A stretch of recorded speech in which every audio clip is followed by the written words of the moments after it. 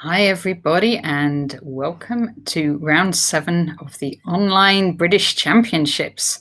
We're nearing the final stages, just 3 rounds to go and we will know who the new British online champion is. The current champion, Mickey Adams, is actually half a point off the lead tonight, so he'll be playing for a win to get back into top spot. And that even assumes that the people on top board, which is Bogdan Lalic and Keith Arkle, make a draw. Okay, and so a very classic game on board 1. I will show you the pairings now. Okay, so this is what we have. Top board Bogdan is white against Keith. I'm sure that they have played many times before. And board 2, Nut Flush, Paul Dargan against Mickey Adams. Oh, very nice. Yeah. Paul Dargan's been in our chat, and his name is C3 Sicilian. So we're expecting. Well, Mickey doesn't. We probably won't do a Sicilian, will he? So we maybe won't get a C3 Sicilian, but that's what we're hoping for from the names. And board 3 is Yichin Han, junior player, very strong junior player, against Gerasimos Giachos.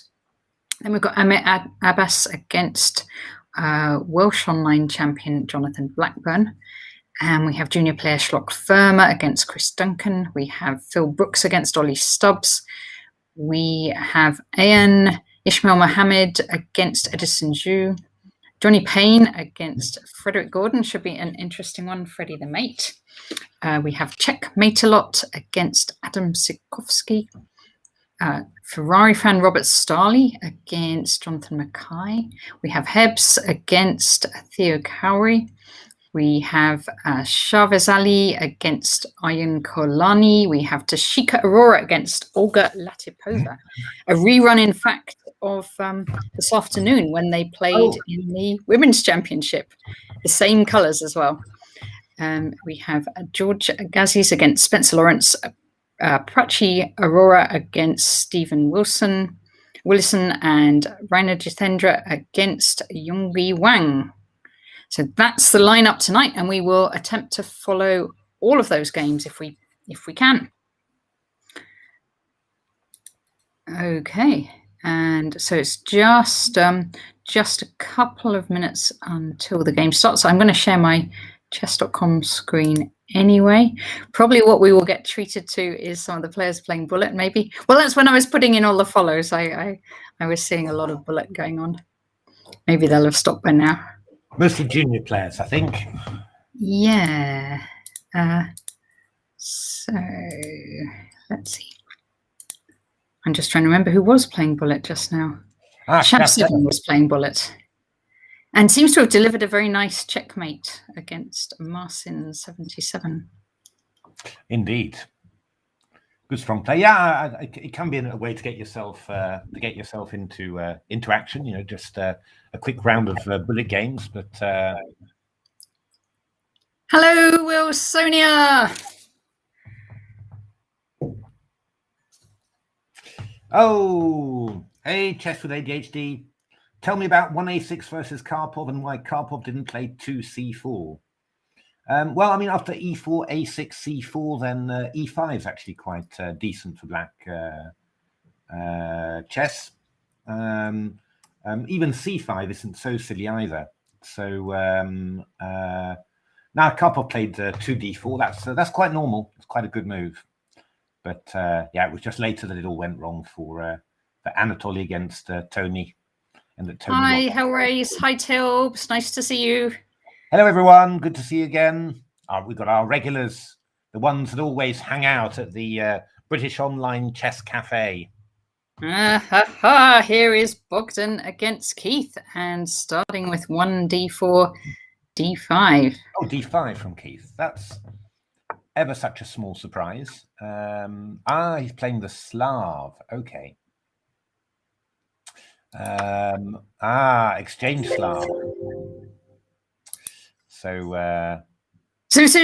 my prediction is it's going to be a draw. What do you think? It's looking quite calm so far, I have to say. But we'll. Annihilate officials made the comment in the chat for the game. This is a long game.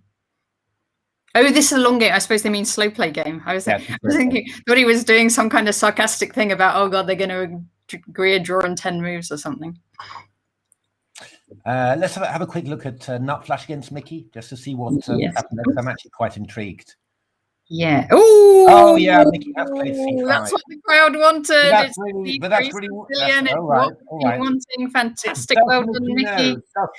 I was really wondering about it because Nut Flash is quite solid against all the openings. So this is what we wanted to see. He's played the exchange. He's played the exchange Lopez against 1E5. But Mickey's not a Sicilian player normally. No, well, he must. I mean, he must know that Nut Flash plays the C3 Sicilian for sure, and he fancies that. Well, Mickey's got a vast experience with white on the C3 yes, Sicilian, so that is So that will obviously help. But it's I can't help thinking it's a slightly strange choice, really, because I don't know, C3 Sicilians. These lines are very well known, and a lot of them just lead to rather well-known draws. In actual fact, C3 Sicilian's very solid. So be intrigued to see what variation Mickey comes up with. He's playing the main line, which really is, unless he spotted something that Paul plays that he thinks is risky. But I mean, Bishop B5 is really dull. I mean, I was a Sicilian player. I was a Sicilian player all my life, and I just whenever this one happened, I always groaned. I mean, I heard the sound of someone offering a draw. Yeah, oh God, no! This was my prediction. Look at this! Look at this! Look at this! Yeah, no, they've agreed a draw there. Boggy and Keith. Yeah, I thought they would. Okay, so they've agreed a draw in 12 moves. Fair enough. It's fair enough. Keeps everyone. So Keith's going to remain at the top of the tournament, but he could now be joined if either Mickey Adams or Gerasimos Giachos wins today. Then Keith will only be sharing the lead. Or Paul Dargan, because we got. Oh, sorry, I'm omitting Paul Dargan. Apologies, Paul. Or Nut Flash. So if Nut Flash wins, then of course we've got 3 people on 4.5. So so 2 people could conceivably catch Keith on 5.5 now. Yes. So, okay. So that's board 1 for you.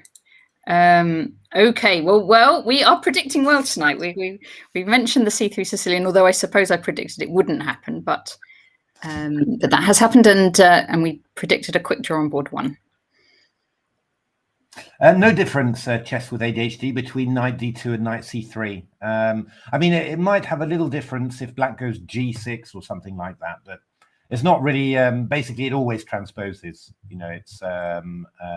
There is essentially no difference. I mean, 3g6 is not so good against knight d2, but also not great against 3 knight c3. So it would only be the offbeat lines against the Caro. They're different when you play. It's slightly different when you play knight c3, knight d2, but they're all quite bad. So it doesn't make any difference whatsoever. All right. So I think Hari Krishna once said that he interchanged 3 knight c3 and 3 knight d2 against the Caro, and they always led to the same thing. After d takes c4, knight takes c4. But when he played knight d2, he had a much higher score than when he played knight c3. So he just put it forward as one of those oddities. But it doesn't make any difference in actual fact. So Mickey's gone bishop d7, and now White's got to make a decision about. So bishop d7 is slightly unusual. D takes d5 is often played. Knight takes c5, bishop d7. Which is which I've had I think with both colours actually, but especially with black. I had a game against John Ems actually, where at the Isle of Man tournament after bishop b5, d takes c5. So bishop d7 is slightly unusual, but I thought not supposed to be amazingly fantastic for black, but possibly pretty unusual. So I think it has surprised black anyway. He's having his first kind of think of the game, really. Oh, sorry, no, he's not. No, he's not. No, he's not. No, he's not. He had a little think at the previous. No, I was saying bishop d7 is unusual. Yeah. That's what I'm agreeing with you. Yeah. So knight c3 is possible. E takes d6 is also possible, but de. So Mickey's clearly prepared this. Just trying to think about this line.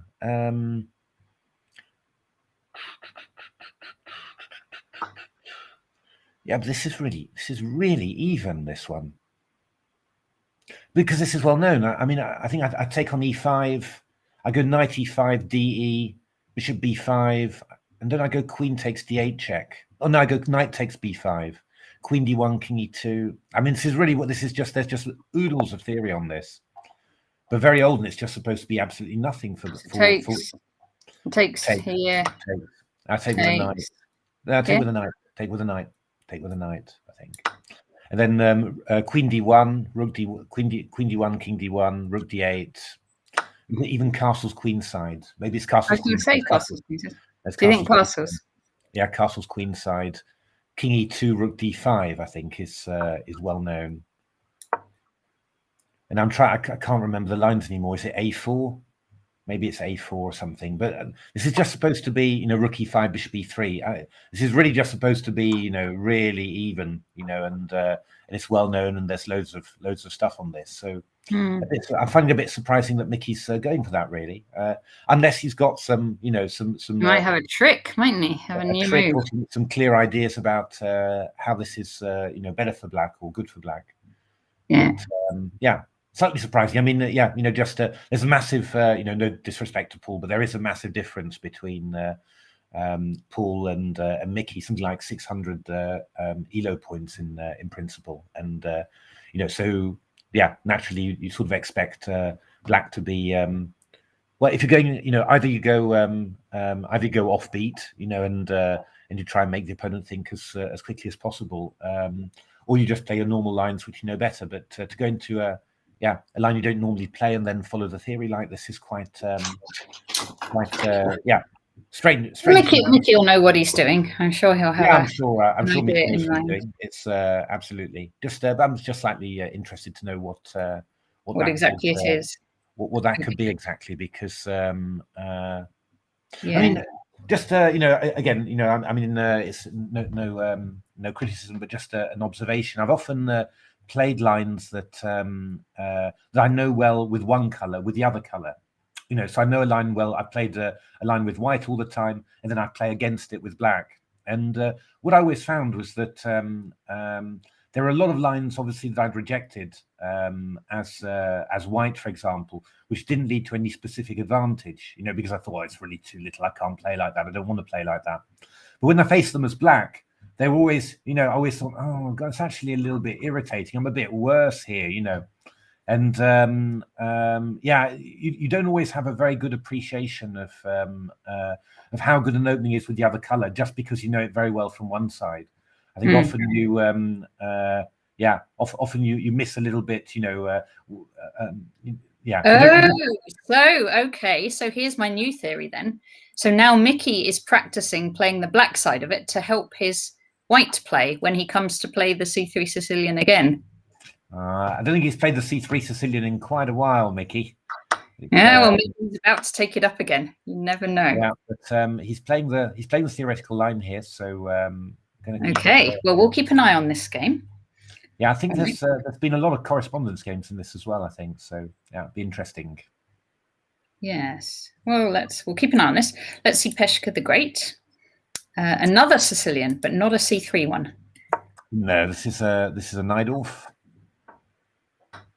Okay, and Peshka plays the move A4. Yeah, I mean, white players have been playing all sorts of stuff against the Najdorf. A4 never really thought to be one of the most dangerous lines, but I always used to meet it with G6 actually, and just sort of claiming that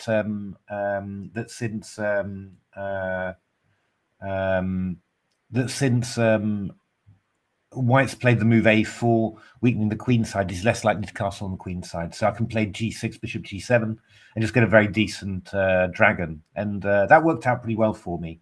E5, I always found a little bit more awkward, because the point is A4 stopped B5, so it's taking control of light squares. And actually, the fact that you've delayed developing the light square bishop anywhere means that after knight F3, bishop B7, bishop C4 has happened in the game. White can get the bishop to C4. Yeah. So bishop E6, queen E2, and Yeah, this is a sort of a 6 bishop e3 Najdorf. You get these with a 6 bishop e3 Najdorf, and you haven't had to commit your bishop to e3, and you played the useful move a4. So I quite like white in this sort of position. You know, I think white's got quite a nice version, because often this happens. You know, often when you go 6 bishop e3, e5, knight f3, you get similar positions. But here you can play the bishop to g5 in one go. You know, it's just a little bit more efficient, I think. So yeah, a nice, clever move order from Yichin, and I think been rewarded with a slight stable advantage with white. But yeah, it's a typical Najdorf, so anything can happen there. Okay, we're going to see Schlock Verma against Drunken Knight. So Chris Duncan. Yeah, so it's a QGA through actually through a Slav move order. So it's quite interesting, this one. You go e6, and after e3 you go c5. So you've actually lost a tempo with black because you played c6 and c5, but that extra tempo is the move a4, which is not clearly a could be good or bad, right? A good thing, really, you know. And actually, I mean, these ideas were actually some players came up with them in the 1920s. You know, Bogolubov and I think in Erva both tried this e6 looking for a c5 like this, but they certainly Bogolubov got rather badly treated by Alekhine. Alekhine went 6e4 and went for the big attack. So it never really took on. But actually, I think it was Kramnik who came up with this, and it's quite sensible. You know, knight c6, castles, takes bishop e7. I mean, the only big drawback with all these IQP positions is that white can play the move d5. Yes, and Schlock has done that straight away. Yeah, and that's just sort of it just means that you're not really gonna. Yeah, it's going to be a toughie to make anything of this. This is just going to be quite equal, I suppose, or symmetrical anyway. This is dead equal. The present of the b4 square is quite useful, because I mean normally white might be able to go a3 and stop you from going knight b4, and now you've got the b4 square. So it's this is probably quite a good version for black, but yeah, it's in principle it sort of depends. I think you normally know whether you're going to make something with black from this in the first few moves after the queen exchange. You know, does the opponent put his pieces on good squares, natural squares? Does he play quickly? If he plays quickly, does he play good moves? And if it starts well, then you often see, well, I'm probably not going to get anything in this position. Yes, this must still be theory, though. Oh yeah, it's theory, but I mean, it's not like, I mean, it's not going to be very deeply analyzed theory, because it's just equal, you know, if you see what I mean. Yeah. So yeah, I mean, white can do so, black can do several things. I mean, probably queen takes d5 is the safest. If you go castles, white might get tempted with queen h5. And then yeah, that could be slightly irritating, because you've got stuff like knight g5 or bishop f4, rook d1. So probably taking on d5 is the safest, and maybe after bishop d5. I suppose Chris would not mind swapping queens off against a junior player, because the sort of accepted wisdom is that it's easier to play in end games rather than keep the queen. You've got to like endings to yourself, really, and as a dragon player, he's more of an all-in, more of an all-in attacking player, really. All right. So, well, let's see what he does. Okay, I'm going to move on to the next one. So Phil Brooks against Ollie Stubbs, and a King's Indian. Excellent. Let's see a King's Indian.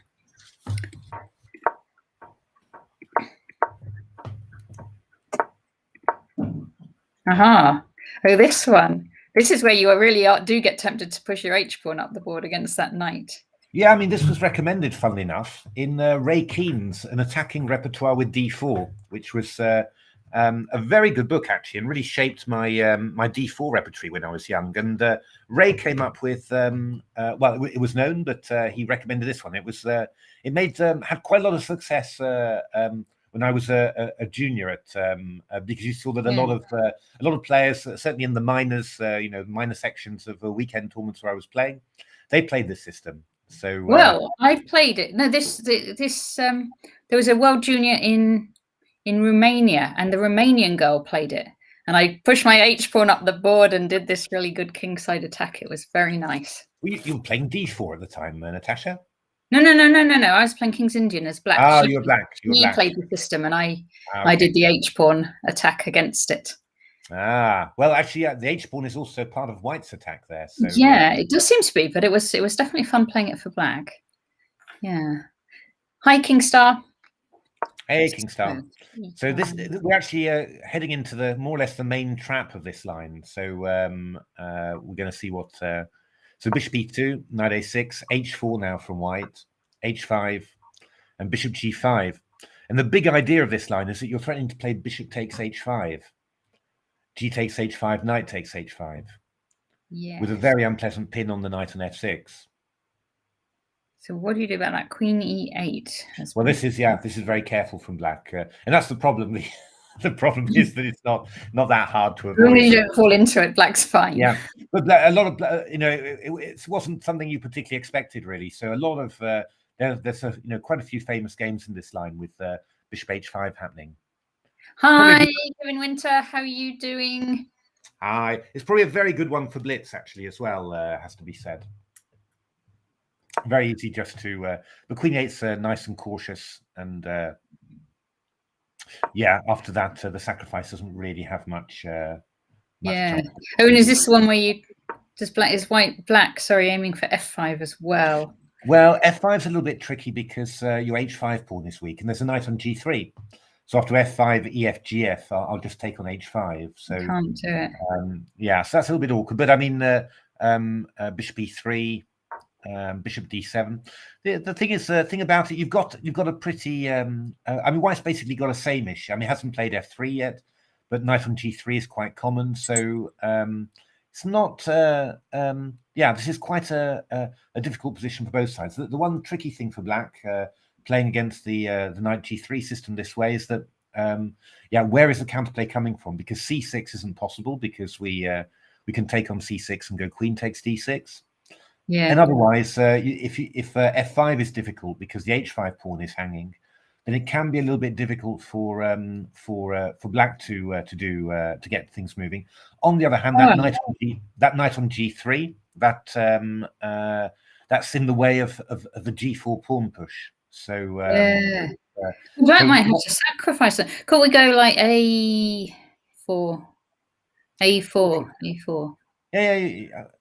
Sorry, A4. A4. I'm trying to think of play for black. Not immediately, but yeah, I mean, you'll go Knight C5, A4 probably, but it's just a bit hard after that. I mean, I go King B1, Rook C1, and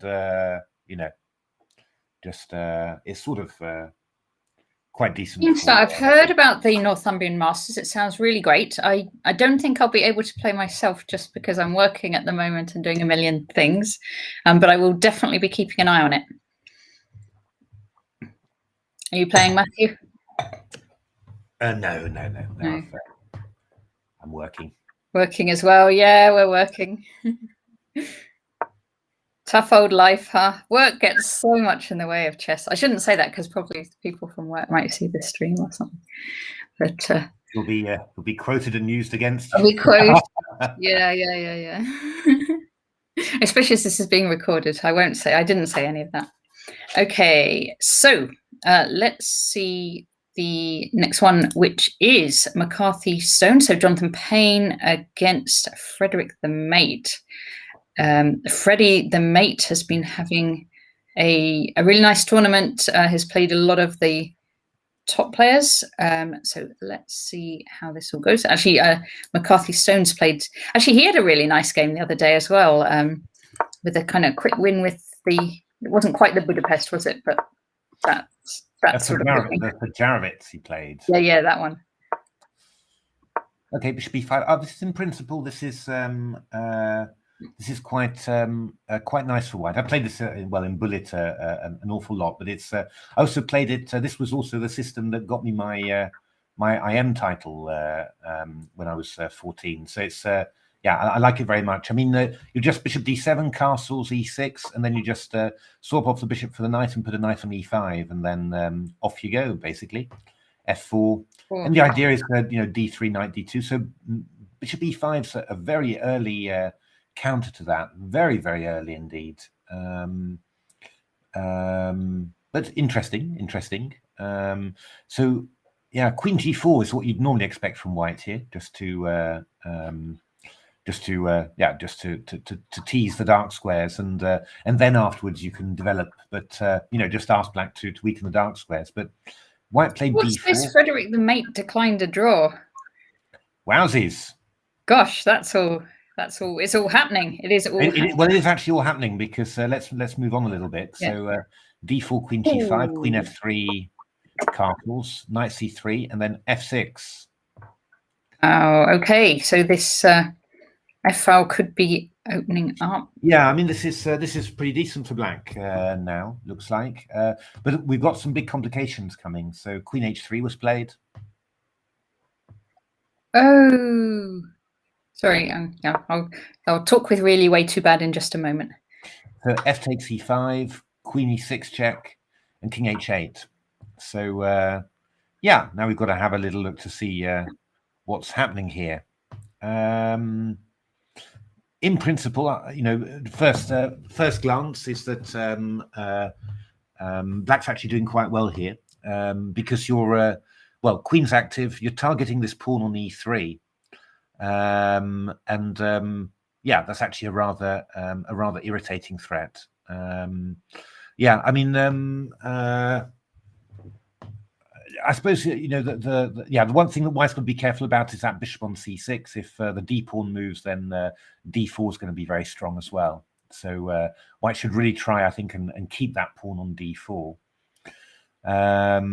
So yeah, I mean, what would be interesting here for? Thank you. Confirm, disconfirm. What would be an interesting idea here for white? Well, actually. It's actually not so clear. What would I want to do here with white? I suppose white wants to open up that one, doesn't he? Well, yeah, but the problem is if I go something like DE or DC, yeah. then I just go D4. We get this one and that one, which I think is going to be quite unpleasant. I mean, even queen takes E3 and queen takes, if you take on E5, queen takes E5 is I mean, no problems at all for black. So yeah, I think white's probably got a little bit of work to do here. Oh, confirm, disconfirm is suggesting queen H3, queen G6. This is a queen swap maneuver, is it? Here. Okay. Yeah, I think after queen H3, I probably won't go queen G6, I don't think. Although the queen G6, I'm hitting C2. That's also not bad. Rook F8. Okay. So I'll just go rook takes F8 now.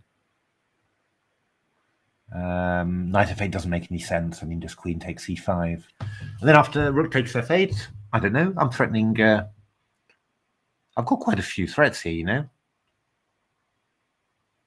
I mean, maybe are we going to go rook E1 to defend the E pawn? But that feels really. Yeah, it feels like black's on the attack then, doesn't it?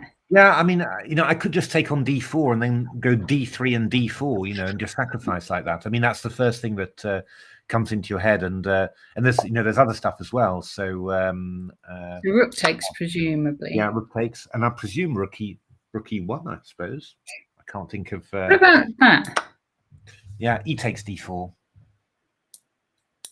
Well, the thing is, you made everything worse by taking on F8, really, because now, I mean, now, I don't know. This just looks. This looks quite. Yeah. I mean, E4 Queen D2 or something, and I'm just, yeah.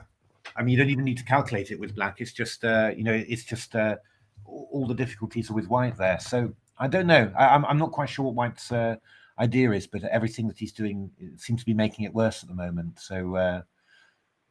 I mean, rook E1 is possible, and then I've just got to consider. But I mean, I could do something like, for example, C takes D4. Even, I mean, there's just so many ideas here. E takes D4, Queen D2.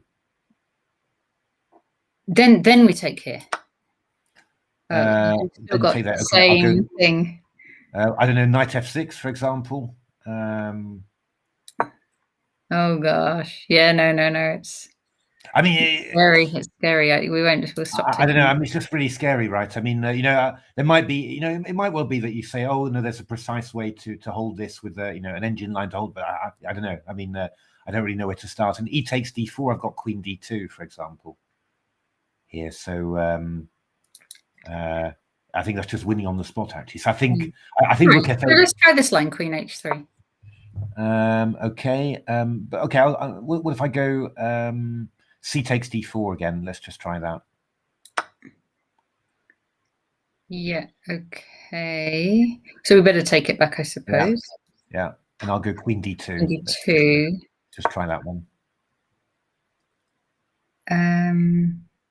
Okay. And so you're threatening. Oh yeah, you're check and then checkmate as well. Yeah. Okay.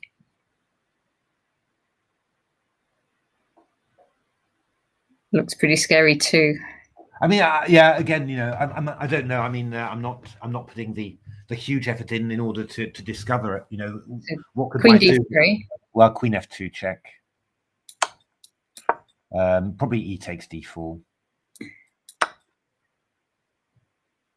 Oh, and we can't go knight E2 because you may. No. But 92. I go knight E5 here.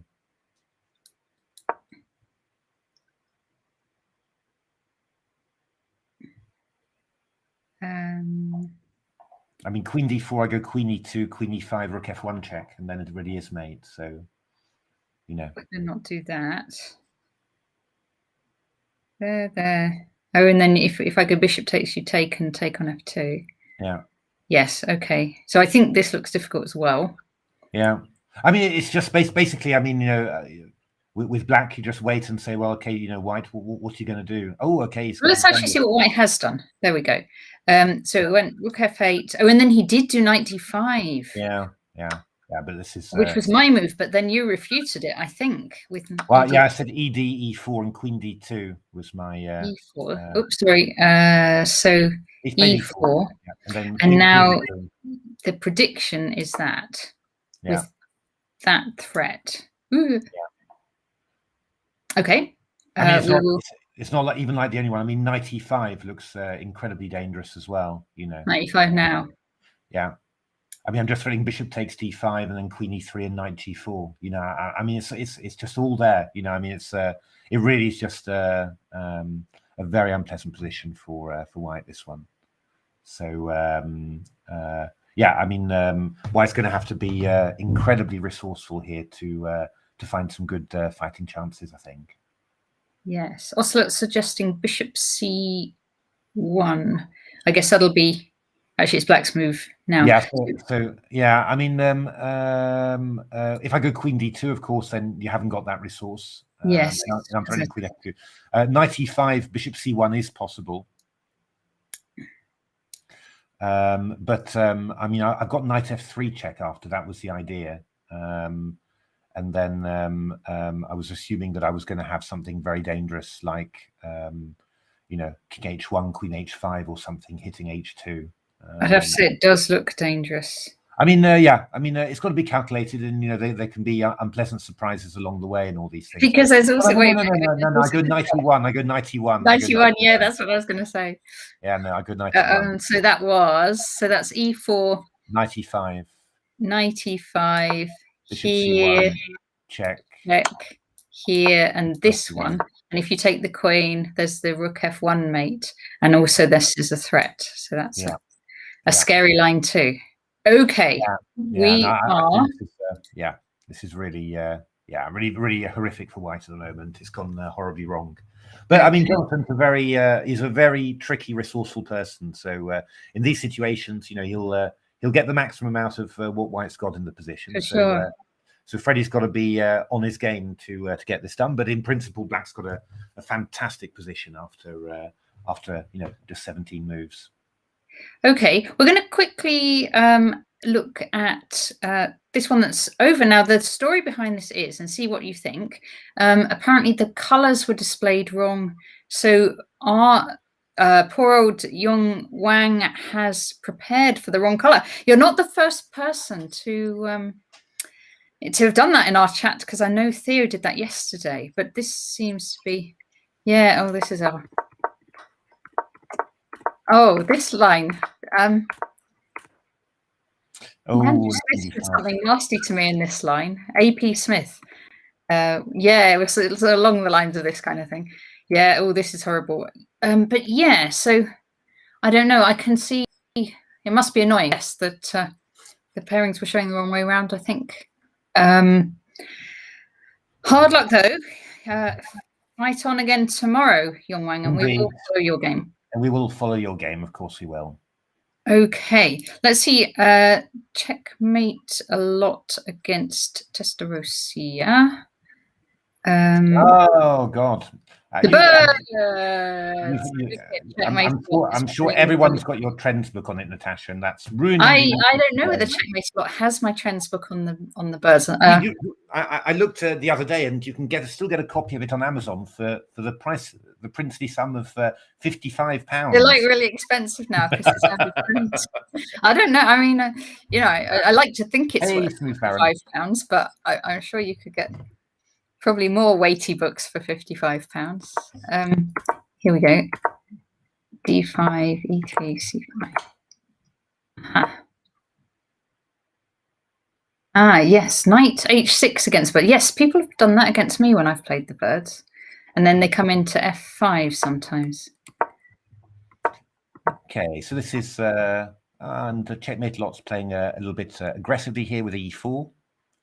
Bishop C7, E5, E5, possible. You can also keep the tension a little bit longer, but can't be bad, knight E8. But I think at some stage you're going to have to swap off that dark squared bishop, that light squared bishop, really. But now it's not going to get trapped yet. Sometimes you've got to worry that the opponent just leaves it and goes bishop C8 and then A6. But you could always take on E8 now. So yeah. That would be fine. So I'll probably guess Checkmate Lot will go castles, and yeah, we've just got a position, a just normal position where White's got pawn to E5, and yeah, Black's got a solid center. Yeah, I mean, in principle, I'd play both colors. Wouldn't really worry too much about it. So yeah, I would castle, I think. Yeah. Would you play H4? No.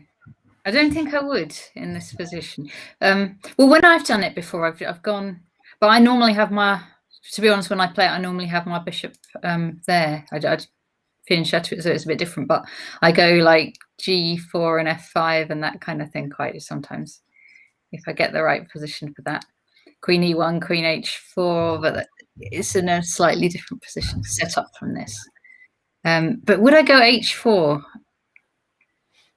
Maybe you can, because the center is quite closed, isn't it?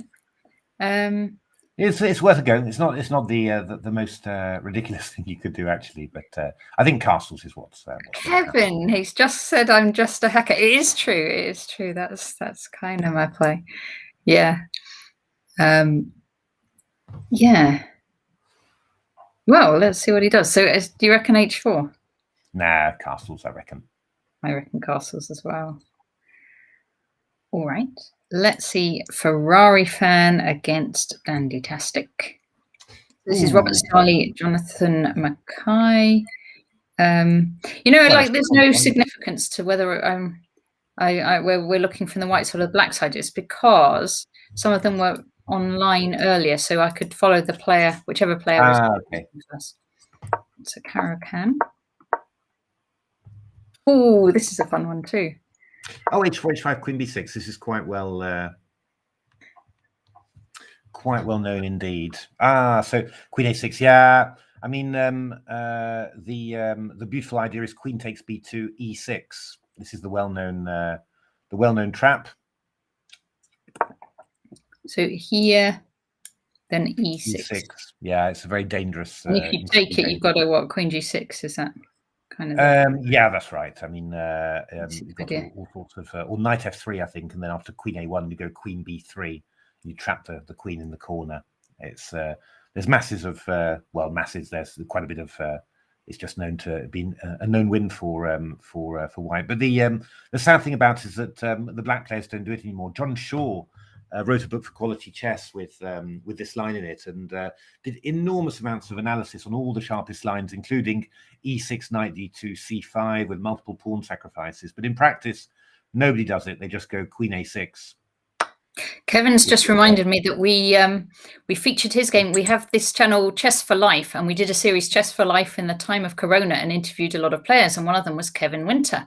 Oh, and good. he Hi. had a game. Sorry, I haven't seen the yeah. Yes. Hey, yeah. Kevin. Anyway, we have Queen A6, Queen takes, Knight takes, Knight F3, E6, castles, D7.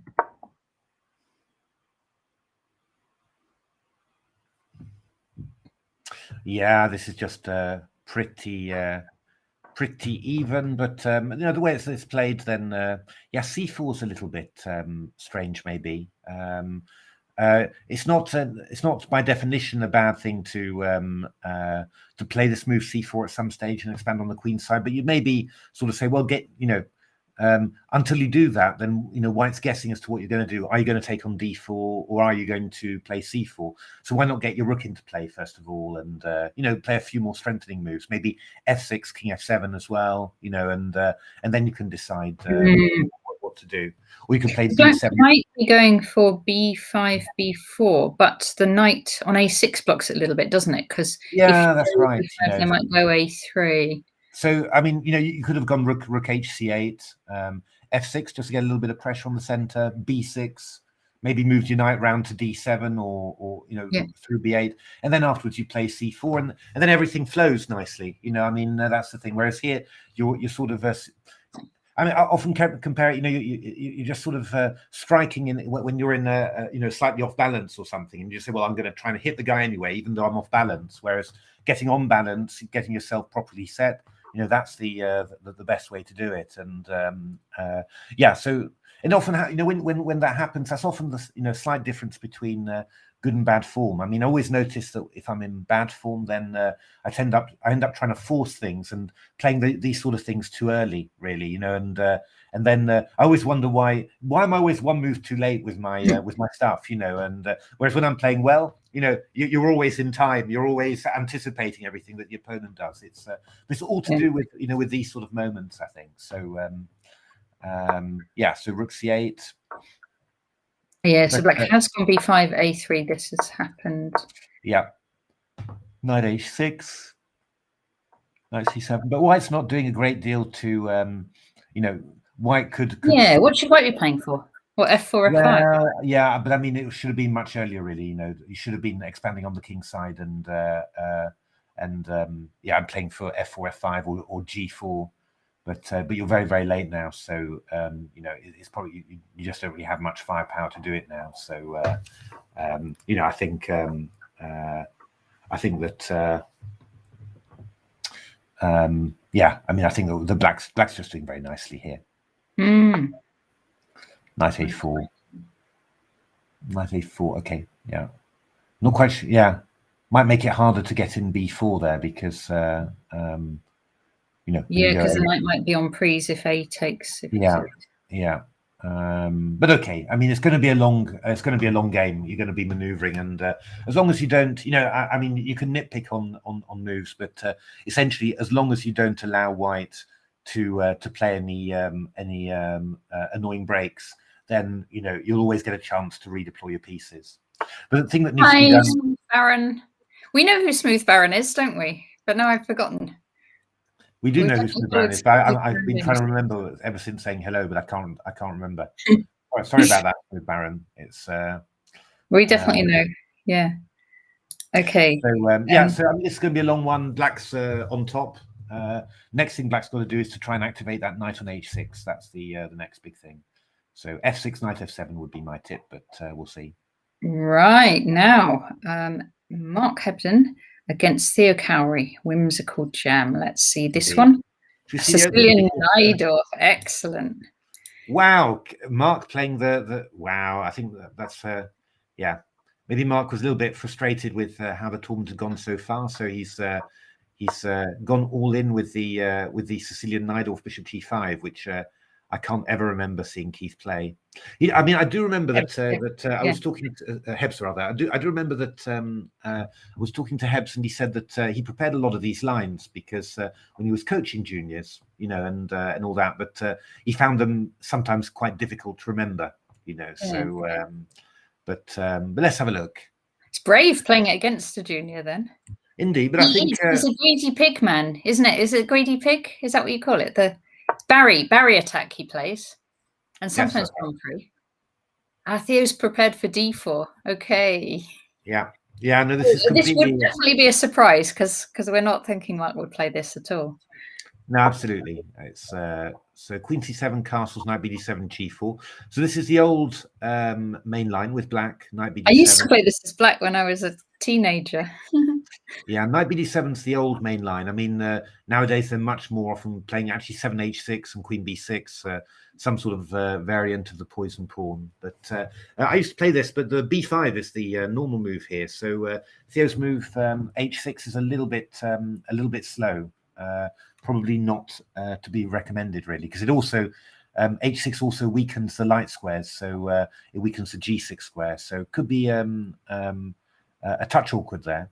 But h6 takes, h4, knight b6, and now g5 this from is Mark. What we like. Both players are going for it. G5. Yeah. I mean, f5 would not be so silly either. That's also an interesting idea in these positions. Even something like bishop b5 check or knight db5 is not completely stupid, because the d6 pawn is quite weak. What Theo is going to do is not castle into it. He's going to not castle kingside. No, he's going to castle queenside in this position. That's true. So rook d4, queen c5. Rook went back to d2. Yeah, I think Mark probably wants to keep the queen on f3 to be able to meet hg with hg. So bishop d7, and now bishop d3, quite solid. Rook hd1. Bishop c6. So White's got a slight edge from the opening there. Just, I mean, Black's sort of lost quite a bit of dynamism by losing the dark squared bishop, you know. So there's not very much that Black can do. But on the other hand, yeah, I mean, it's just a solid position, you know. So it's not. It looks. I could be wrong, but it looks to me like Black could maybe develop some kind of attack with things like knight c4 at some point. I would just take that, I think. Just take it. You'd have to, wouldn't you? Because but I mean, I mean, it's you haven't really got any amount of pieces for an attack there, so you know. I think I see. West's doing quite well there, I think. Yeah. Queen g3 takes and d5. Yeah, this is probably quite a crucial moment in the game actually, where you have to decide what you're going to do. Yeah, what Mark does is quite quiet. And yeah, I don't know. I'm not quite sure what I don't know. I'm not quite sure what sort of winning chances you're gonna keep by doing this. I was vaguely keen on throwing in g6 with White before doing all of this. You know, maybe on the maybe on the 19th, on the 20th move. So here. Maybe g6. Yeah, just to try and loosen, because I don't think you're really worried about d4 particularly. I'd just go knight e2 and d knight e4. Again, I don't. There's some danger, but I don't think it's huge danger. And I just wouldn't mind weakening your kingside before trying to do anything more. But I'm not sure. I'm not sure about that. It's I don't think it's very much for White in any case. But maybe you should play a move like I'm not sure. I mean, e5 is possible, but a touch risky. That because you know we could go d4 and e5 here. Yeah, then we go d4 and after knight e4 we could even take and go knight c4. So quite unclear complications there. So Mark's taken on d5, which is I mean the safe choice. It's a safe choice. Knight d5 takes a3, bishop c4 from Theo, and bishop e4. So Black looking to exchange off the light square bishops, but White keeping them on. Well, there's a nibble for white here because you know, I think we've got stuff like Queen C3. Yeah, I mean, moves like Queen C3 could be a little bit awkward. Black's a little bit, still a little bit awkward with the pieces, and maybe Bishop C4 hasn't really helped from that point of view. So okay. Oh, that didn't work. Ah, that's because it's black's go. Yeah. So yeah, I mean, we've got to see what Black sort of does there, but not 100% clear. I mean, one thing you could do is to go, I guess, I think at some stage probably you're going to have to go rook takes d2, so you might as well do it now. Rook takes d2, rook takes d2, and well, I mean, then one of the interesting things is, can I just go rook d8 with black? I mean, can I just really just drain all the life out of the position? Which is probably not a bad moment to do it. Oh, you just take it? Yeah, I'd take it. Have we? Do we lose something? I was thinking that we must have something, but looking at it, I can't actually see it. No, that's absolutely correct. That's a bad oversight. So okay, well, that's actually quite refreshing and reassuring. So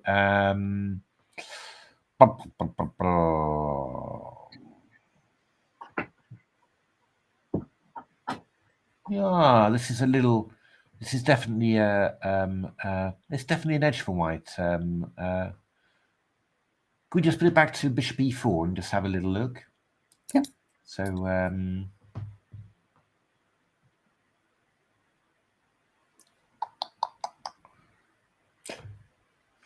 I was vaguely thinking there might be something with a back rank somewhere, but that queen on G3 is doing a sterling job, just covering E3, F2, G3, and the bishop on E4 is covering H1 quite nicely.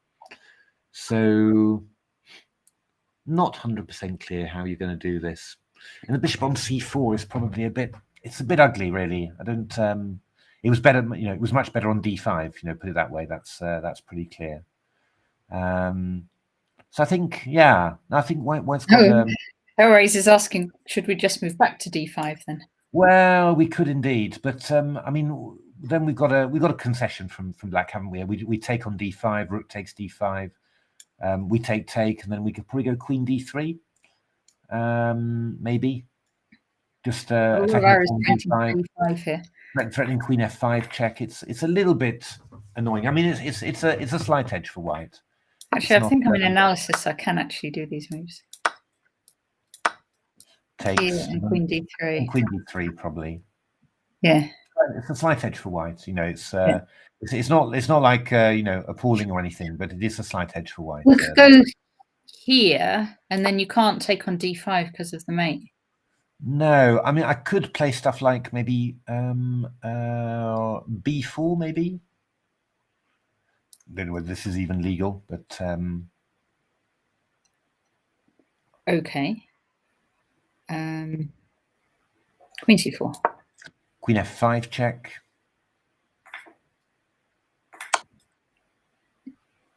King here. And then rook takes D5.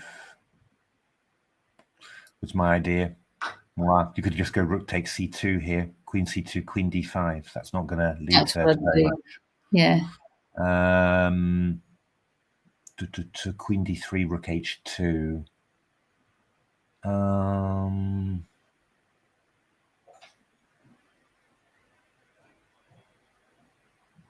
Yeah, I mean, this is not good. Just Queen D, put a Rook H2 up on there. Sorry, what? 26 Rook H2. Yeah. Here we go.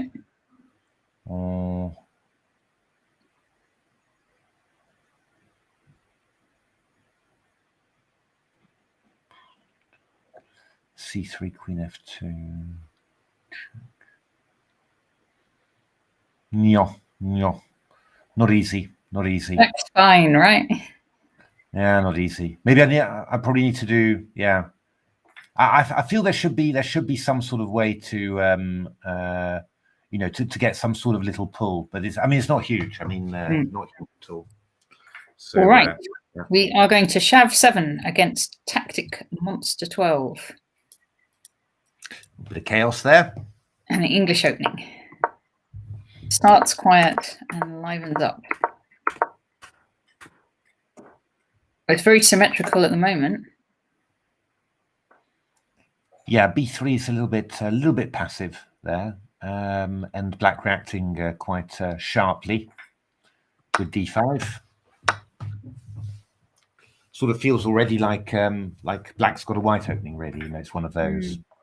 So knight A4, knight D3, takes, queen C2, queen D6, knight CB4, all getting quite sharp. Quite interesting, actually.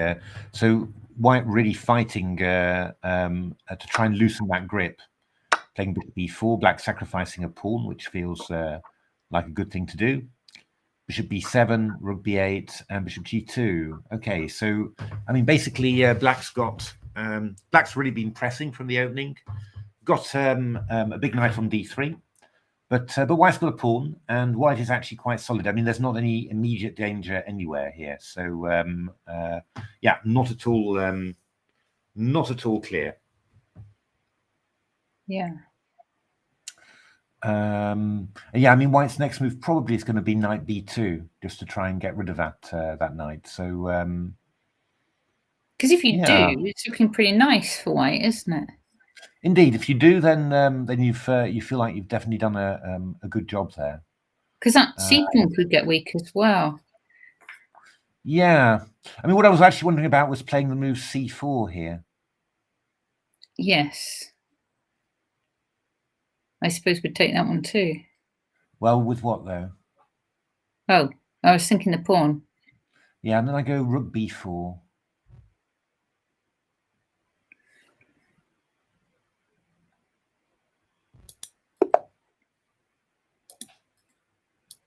Not completely clear about this, but if I go rook B4, then C5 and queen A6. We're losing our knight. I think you are. Huh. That's not ideal.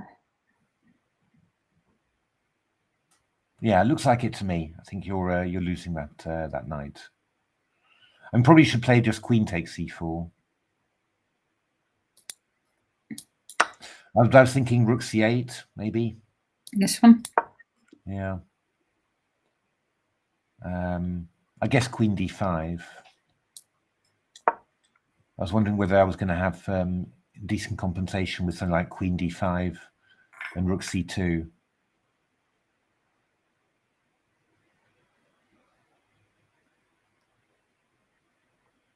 Queen D5 and rook C2. Queen D5 here and rook C2. Maybe not so silly. I mean, I've maybe got quite decent counterplay. I've got a lot of activity, and I've you know, I'm going to find it hard to challenge black. But it's 2 pawns. You know, I mean, that's definitely quite an investment. But I'm a bit worried that, yeah. Well, could maybe you go there? Yeah, I'll go bishop G4 maybe, or bishop H3. And then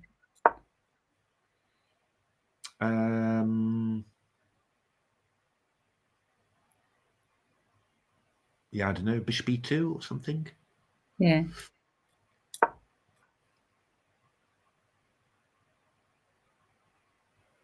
So we can get rid of the knight, but then that bishop's just as annoying in there. Yeah, I mean, I think I can make a decent case for compensation, you know, there. Yeah. But still, yeah, you know, I mean, it's a bit on the limit, really. I mean, I suppose after bishop G2, instead of C4. Yeah. I mean, if you go knight B2, I'll also have takes and C4. So I could just go rook FD8, for example. I mean, that would also be yeah. Rook FD8. Confirm or disconfirm is saying rook FD8 and then H4. Maybe I go F6 now. I'm not sure. I think probably you should, if you're going to do something rather than H4, I think you should go. I mean, knight B2 is one idea, because obviously, if I take on D2, you take on E5 here. So you know, that might not be that might be a bit irritating. So But I suppose what I could do, I mean, c4 is possible here, which might just start up the whole thing of liquidating pawns, and this might be all right for black somehow. I mean, I could just play f6, I guess, in some way, just to protect the e5 pawn, and I've still got this pressure on d1, and well, you still got to defend it, I'm not sure. I mean, it's there's all sorts of things, but it's in principle, black's really just trying to find some sort of accurate way to maintain the balance. I think somehow it hasn't really managed to create any big weaknesses that really hurt white. And that's always the danger with this sort of activity. That you get nice looking pieces, but the opponent just end up giving a lot to the opponent as well. Yeah. Okay, we're going to look at a chess queen 960 against slow. That's looking quite good for white. Now, okay, so the story behind this game is that these two players have already played each other today, same colours, in the women's championship. And we had a very interesting game between them. It was quite close all the way. In the end, Olga was successful. All right, this is a very sharp. I'm not going to remember whether it's the same opening or not, though. A very sharp line, this one. So knight d7, bishop c4. Yeah, in principle, black looks like she's got quite a bit of counterplay along the b file, but yeah, probably rook b8 was better than queen b4. Rook b8 threatening rook takes b2 already, which would have been quite nice. That feels like the most, and then leaving the queen on a5 to decide later where it wants to go. That probably would have been, would have given white something to think about, I think. But queen b4, queen b3, rook b8, rook c1, takes, knight e5. Knight e5, look at that. Yeah, but bishop e2 would just come back. And queen b3, again, I'd be always looking more to try and keep the queens on there, really. And now somehow, black sort of starts retreating a little bit. It's probably quite difficult because white's got quite a few squares. I mean, the material is equal, but white's got the two bishops and quite a bit of space, and black starts having some problems. Yes.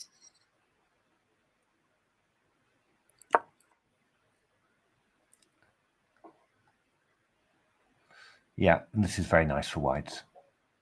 Probably play f4 here. Not a bad idea. And you lose that pawn on b2, but you gain a couple of extra tempi to consolidate, and should be a very nice position for white. I thought black was doing quite well with getting the knight in on e5.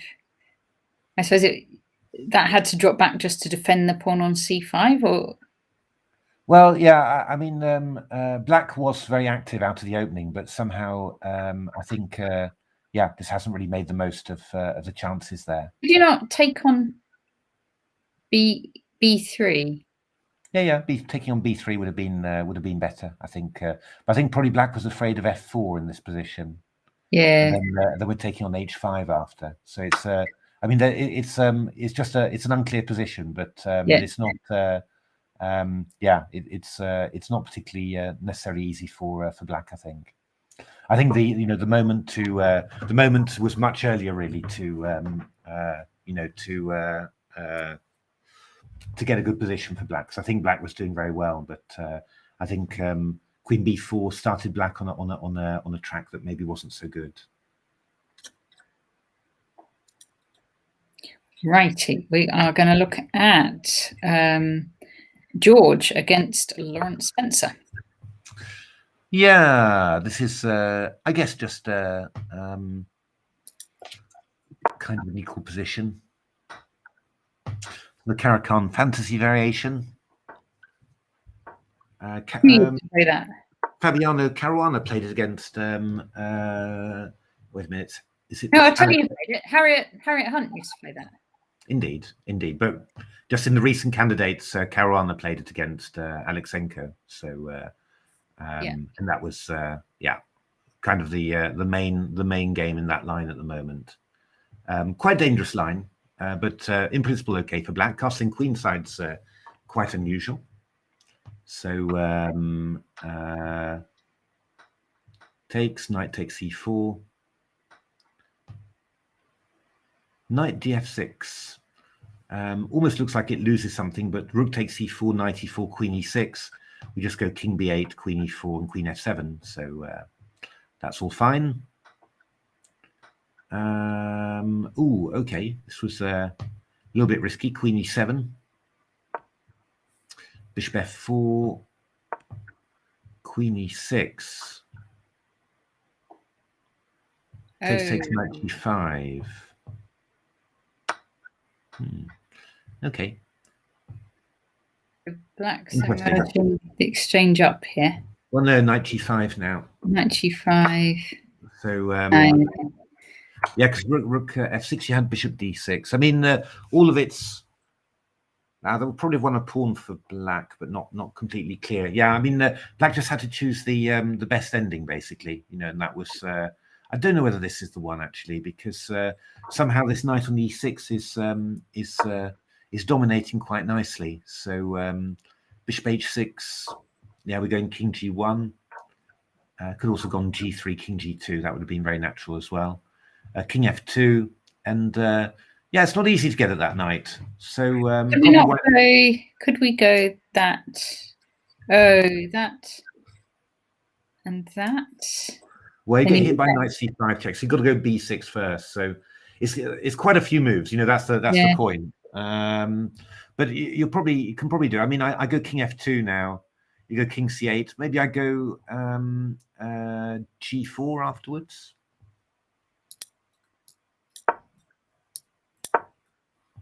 Just wanted to try and play g5 or something, you know, but maybe it's not so bad. I go b6, and if g5, I can play king d7. You know, that would be completely all right for black. So maybe it is indeed all fine. And after rook e8, king f2, we'll just go king c8, and gradually just emerge with b6, king d7. So. Yeah, it could be that white just has to play a little bit more, a little bit more quietly somehow. But it's interesting. I think maybe going for the rook ending earlier would have been a little bit better. But yeah, interesting position. We're going to see how that goes. Here's a game that's finished actually, which is good Lord. Amir Abbas against Gunslinger. Ooh, yeah. I mean, Abbas has some great games, but he's also, I think he also lost another quick one with white with his London system with aggressive play, you know, and so interesting. Oh, Gunslinger knows how to do an attack as well, so it's dangerous. Let's see the London system with aggressive play. An h4 here. Ah. Okay. I didn't lie. Ooh, h4 coming now. So black played e5, which is quite interesting. Wilsonia must be playing in the quarantine league. Good luck, Wilsonia. 144 move draw. Good luck, Wilsonia. Kind of limits the number of games you're going to be playing. Yeah, this has probably gone a little bit wrong for black already. I'm not quite sure why black didn't take on e5 actually on move 11. That seemed to be all right. White taking on e5 on move 11. Sorry, instead of bishop g5. Yeah, if I went knight takes e5, I wonder what the plan was.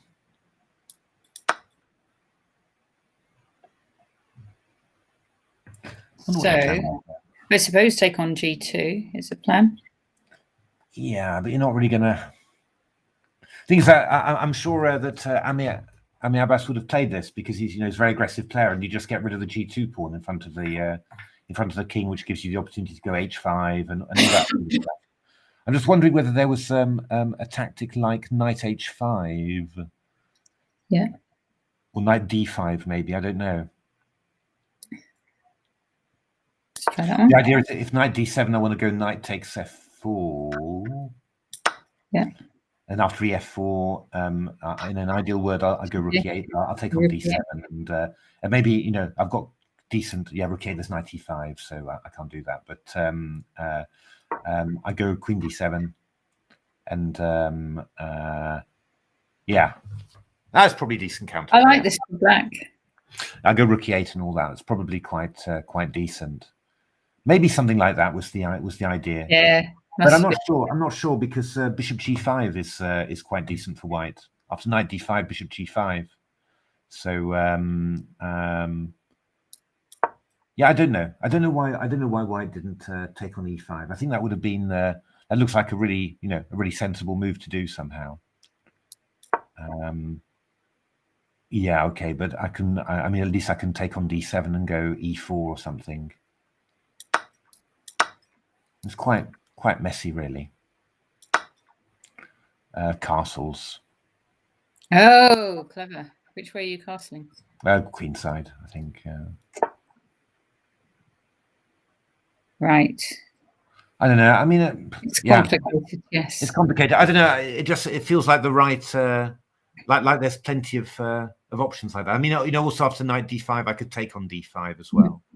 So you know, I just wonder somehow. Just wonder. Okay. Looks like a slightly strange move, but no, I think the problem is if I've done all this, then I've overwritten the game. You've overwritten the game, yeah, that's right. Yeah, I'm not sure. Maybe if you move away and then you come back afterwards, I'm not sure. But so I move away. There we go, and come back. No. Maybe you need to close it and then you'll need to search for Amiabas and have a look at the game again. I'm afraid. All right. Should I do that? Ooh, right. Amiabas.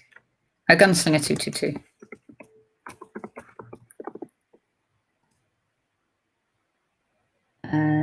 There we go. So this is it. Okay, where do we get to? 11 bishop g5. 11 bishop g5.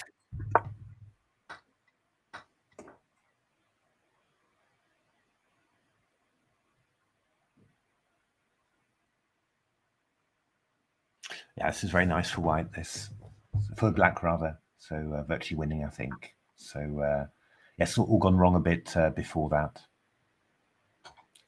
You're just getting in b5 and c4 here. So it's nice, isn't it? Very powerful indeed. So yeah. I mean, probably with the plan that white played, he should have played e4 himself in the center. On move 13 then. Yeah. So just to so back on move 13, if you played rather than castles, if you just played 13 e4, then that would have probably been a very sensible move. Now I'm worried about getting back to all my other games because I'm following a million people. Let's see. Yes. You get them all back. You get them all back, don't worry. That's good. Okay, so next one, Phil Brooks. Have we done that yet?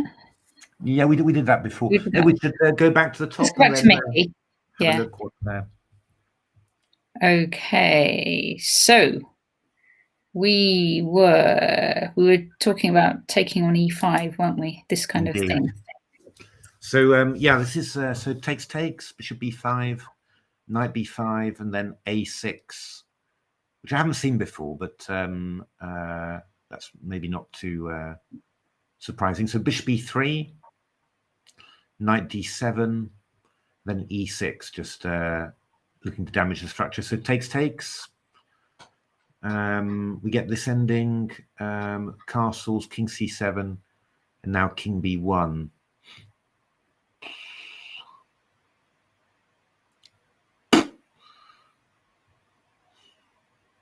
I don't know. This is not very easy to make something of this for Michael, really. So he's got a pawn, but he's got double pawns. Yeah, it's just I mean, the thing is, you know, white's just very well developed. So I mean, rook d5 is the first idea, followed by rook d1, just getting into the 7th rank. So I mean, that's already quite worrying. And if you go rook d8, then I've got bishop b6 check, of course. So you know, that's just absolutely awful. So yeah, I mean, I guess you've got to go e6 really. But to be honest, I'm not quite sure. I mean, after e6, I've got 2 moves, both of which frighten me enormously. I mean, rook d3 simply followed by rook c1 check. Yeah. I don't know. I mean, black looks lost to me. Oh God, do you think so? Okay, so well, I'm presumably overreacting, but still, I mean, I don't know how you keep this together. So we're talking e6 now, yeah? Yeah, e6 now. And I'll go I mean, bishop f4 check could be very strong as well, but rook d3 simply. I'll go rook d3. I'm just threatening rook c1. I'm threatening rook c1 or rook d1, basically. All right, so let's artificially castle. Yeah, rook c1 check. Oh, you got a bishop a7 at the end, haven't you? Yeah. All right. I think rook a6 maybe is possible. And I'm going to try and block on d6. It might be the bishop f4 check earlier was, but I can go rook d1, for example. Rook d1 here. Yeah, threatening rook d7. So rook d6, I've got bishop f4. So you go bishop d6. And now this is the question. Obviously, rook d6, bishop f4. There's rook d8. And I guess that I'm not going to be able to improve that. That is probably true. So this might be. It's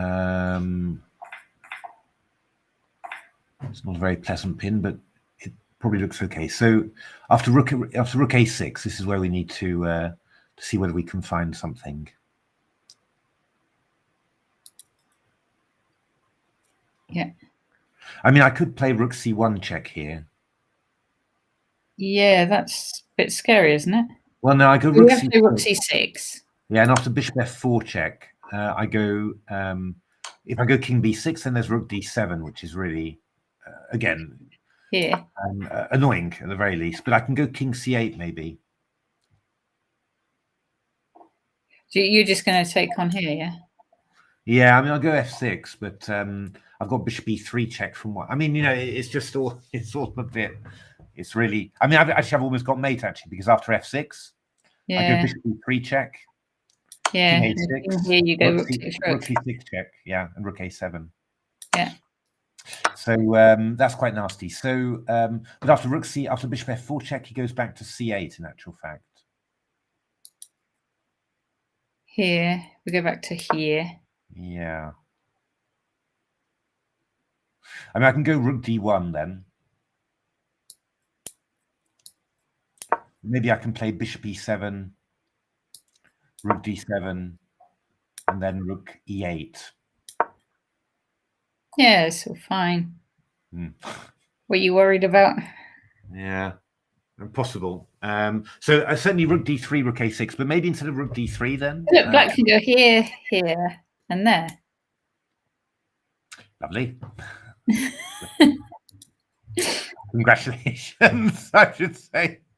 Yeah, I mean you'll gradually emerge with black, but I mean you're not even going to be better there. You know, I mean you're a pawn up, but it's a terrible pawn on b5. So yeah. I don't know. I'm just obviously I'm not quite looking at it objectively. I'm looking at more from the think of Mickey's needs a win really, to keep up to get into a good position for the British, and this is not really what he's looking for. I mean, if anyone can do it, he can. I mean, that's not in doubt at all. But I just would have thought, there's so many better ways of doing this somehow than choosing this opening. But after king b1, anyway, e6. Let's just have a look at that because we have bishop f4 as well. So e6, bishop f4 check is possible. Yeah. So now I'm trying to think where my king should go. Because I mean, king b6, I've got rook d7. which is, not pleasant. Well, yeah, that's a real understatement. That's really nasty. I'm just going to go rook c1 afterwards, and just get my rooks across. So, it's very nasty, this one. So after bishop f4 check, what I was thinking was that we could go king c6. What about here? Do we get... Yeah, okay, but I'll go rook f7 then, for example. And then here. Yeah, you just want to...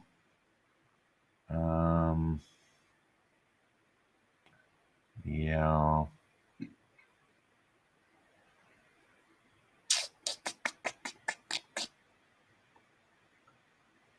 Bishop c7, king c6. Okay, so rook d7, bishop c5. Let's have a little look. Rook d7, bishop c5. Rook c1. Okay, I'll go rook c1 then. Let's just do that one first. Okay. Well, I better not put a rook on d8. No, that one's got to be avoided. So, all right, just defend. All right. You're going to go b4, are you? Well, obviously, I'm really, yeah, I'm tempted with ideas here.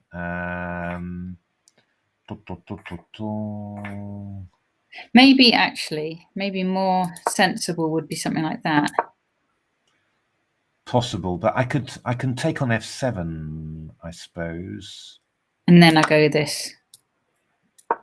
Yeah.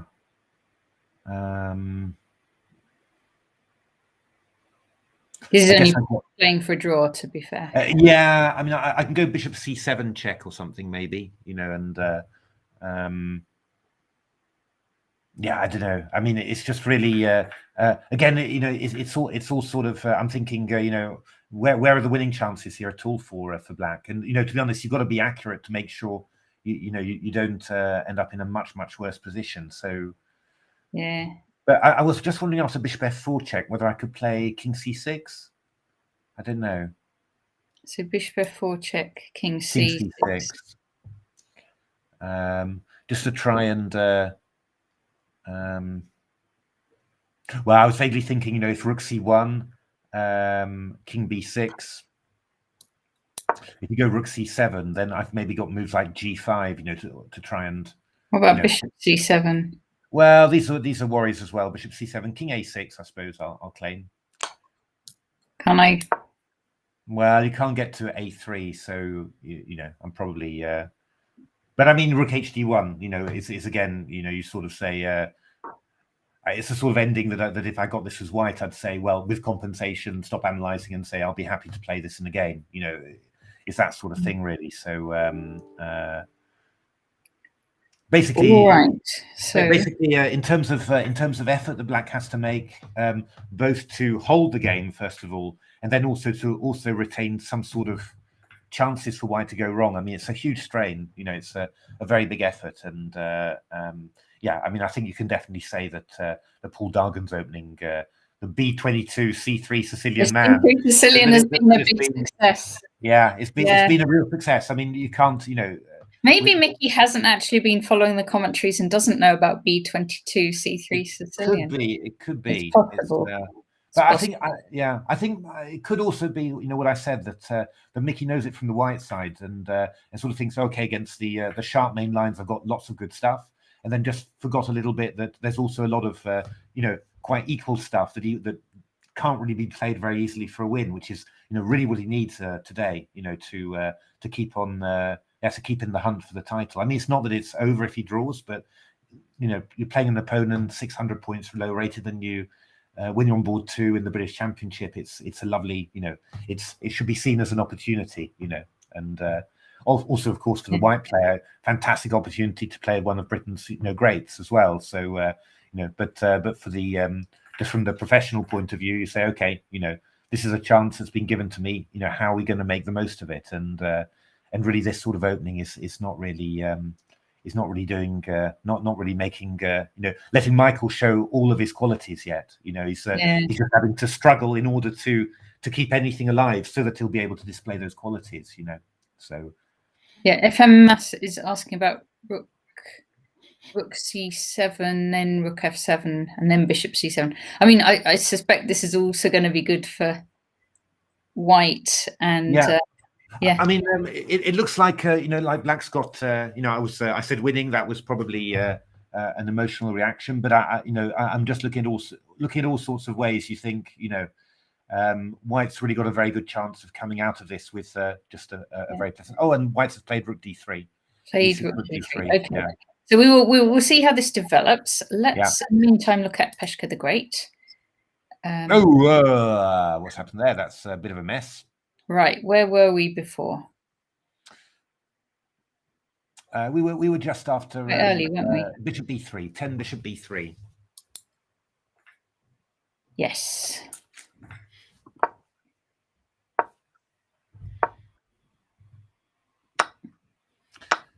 Drop it. Oh, he got sharp. He got sharp. Black decided that he wasn't just going to sit around and watch his light squares get taken over. He went for it. Now, in principle, I would have said normally that this was not such a great idea with that knight on a1, but it's actually quite sneaky what Black's done, because he's getting the pawn back on b2, and then afterwards everything's escaping. So very interesting. I was thinking Black might castle long. Yeah, I was also maybe this is better and getting. I was also wondering whether white might castle long to try and get to that knight on a1. White short castles.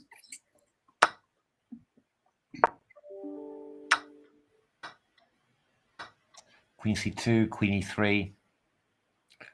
Knight b3, queen b6, knight c5.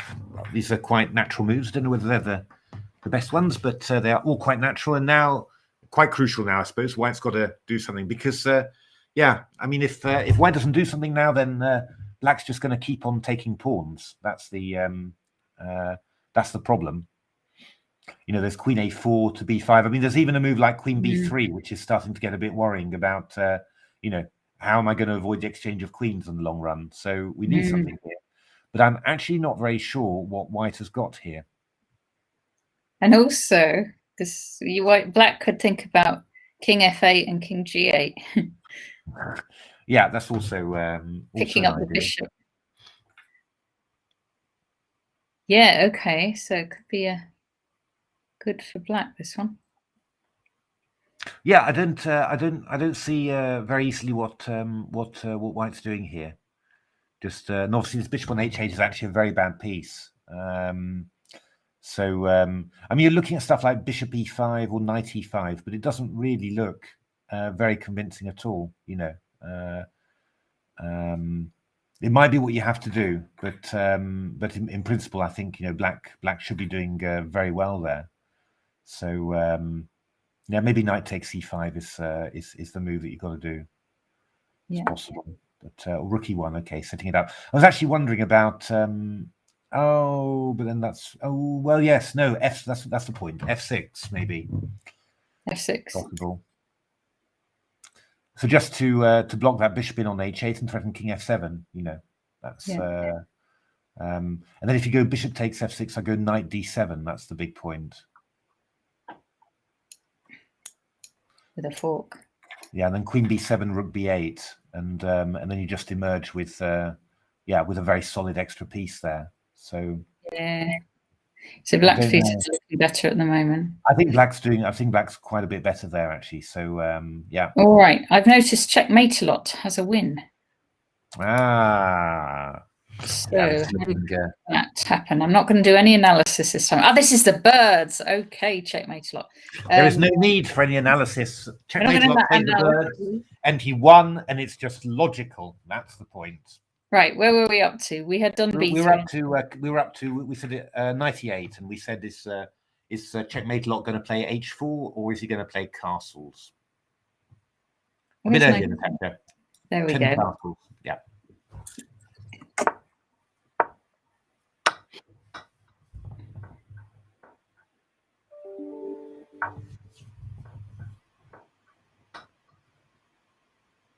Oh, That's an exchange.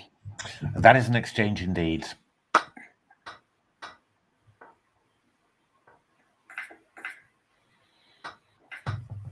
Yeah. Oh, very nice from Peter. Just bringing the king out and then careering on the G file. Yeah. Black resigned here. Yeah, I guess we can take on F5, but Rook AG1 is also quite strong. So yeah, quite a few good moves there. Okay.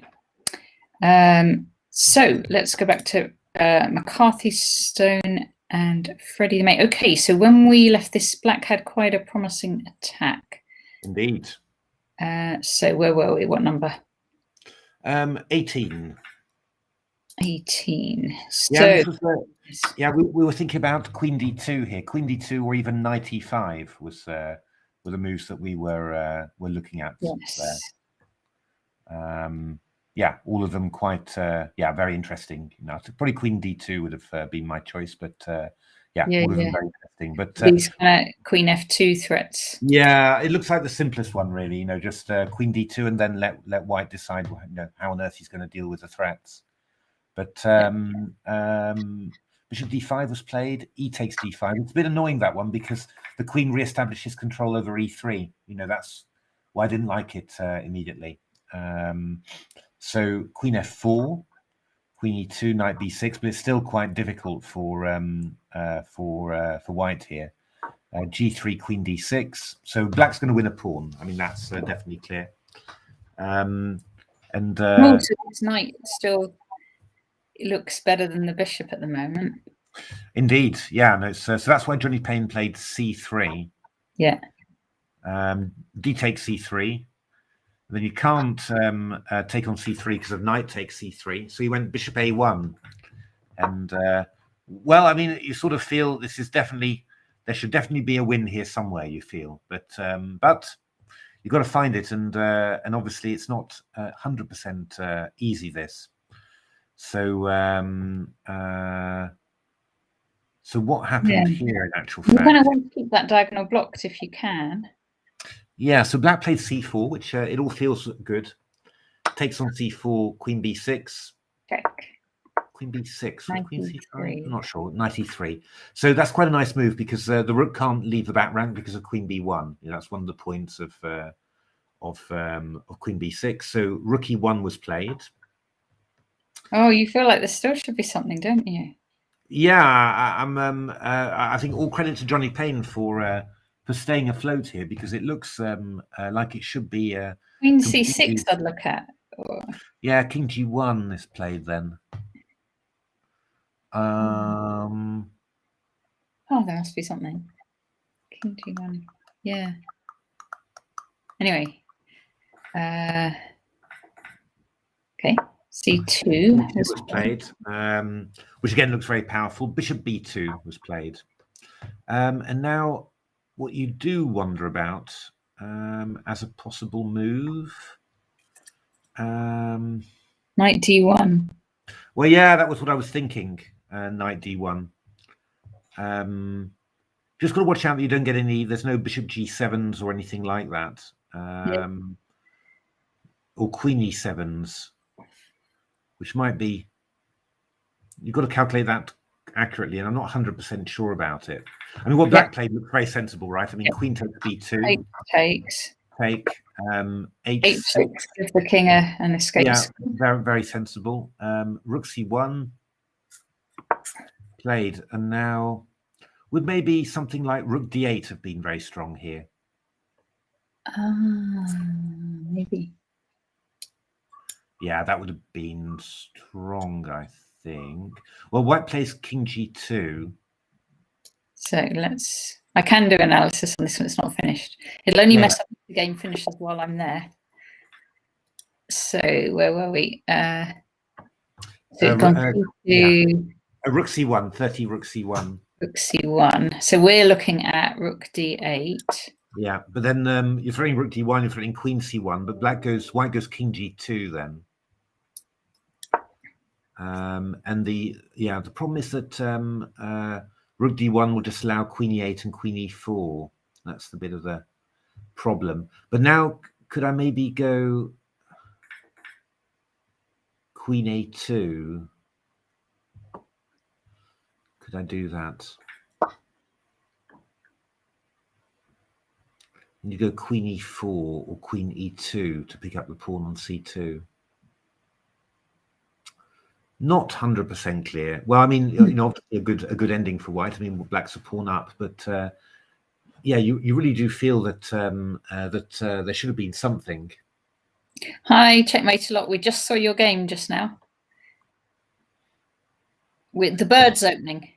Indeed, there should have been something. There should have been something, but I haven't seen it. Nothing's jumped out at me looking at it. So obviously not, yeah, or you know, missable in any case. Let's just say it that way. So okay. I mean, black took on A2, which is a good practical decision, I think. Queen E2, Rook C8, Rook C2, Queen A3, C5. Again, using those perpetual opportunities. King D4, Queen F3, Queen D7, Rook B2, Rook C7, Queen E4. Yeah, and white's sort of.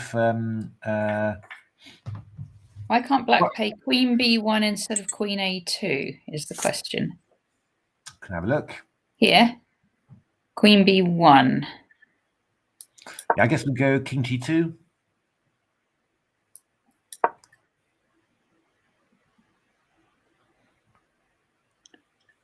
It's pretty much the same, I think. We're sort of. I mean, we can go, you know, Rook D8 or something like that, and. Why do we have to move the queen at all? Sorry. Why do we have to move the queen at all? Actually. We don't have to move the queen at all. That's why we're saying Rook D8. What about Rook C8? Rook C8 is possible. To try and just take that one. Yeah. I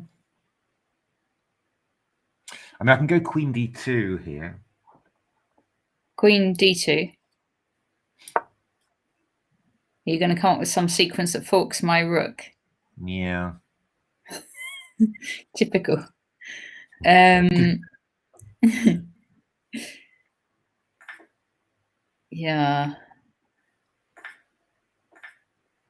I mean, I think Rook D8 is not bad, to be honest. I think playing Rook D8, King G2. So no, just yeah. So Rook D8 there. We've got it already on there. King G2. Oh, checkmate. Oh, wait. Checkmate a lot's got another answer. Why not Rook C4 anyway, even though you are forking my rook? Queen D8 check. King H7, Queen D3. Are you just going to do perpetual? No. Well, you can go G6, I think, is what Checkmate a lot's claiming. Because you can go back to G7 and cover, which may indeed be very sneaky. Yeah, that's good. That's good, Checkmate a lot. You're right. You're right. So Rook C8 might have been another way. Rook C8 might have been another way indeed. Okay. Yeah. I think there should be some ways of keeping control there, certainly. Yes.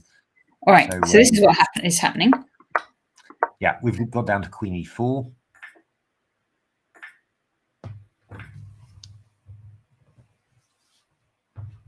Okay, and let's just flick back to the game in case they played any more moves. It's Frederick the mate and McCarthy Stone. Oh, that's looking like that's gone quite well, hasn't it? So we were sorry, we were a bit further than that. Here? Yeah, Queen E4 was played. Rook takes C5. Oh, that was cleverly spotted because the king has to come. Rook C2 check was played. Yeah. Gosh. Yeah, probably. Well, King Queen C2 would have been probably my choice. What is that queen ending? So Queen C2. Obviously, Queen B7. Yeah, I don't know. I mean, it's very good for black, but probably a bit of a chore to win it actually, because the black king's a little bit exposed somehow. But okay. But white played King F3, which was very brave because we're going King D1 now. Oh my goodness! Let's see this. Queen D1. Yeah, Johnny Payne again. Yeah, it's Johnny Payne, isn't it? So he is brave, but This, Yeah. I'd be worried though here because the major piece is coming in. Yeah, no, you're just getting mated here. But the key point is rook e2. There's rook b8 check. Oh, well, I was going to say, why not that? Yes, he's going back. So queen a1 check. Yeah. And this is where we are. So how is this? Well, I mean, it must be winning for black, you would have thought. But let's just quickly look at this because it's very crucial. The confusion factor is very high. Right. So we have to move our king. Indeed. All right. So let's say king here. Ooh, all right. Rook d2 check, I think. I could also try the flashy rook f5 check, but that wouldn't be any good. So rook d2 check. Yeah. All right. Whose side are we playing for here? We think black's going to win. Maybe I should be playing the black side. Okay, so I'll go king d6 then instead of king d5. So king d6 here. Hard day at work, and then all you get is play this, play this losing position. Black has lost king star. That's outrageous. Might be true, but it's outrageous.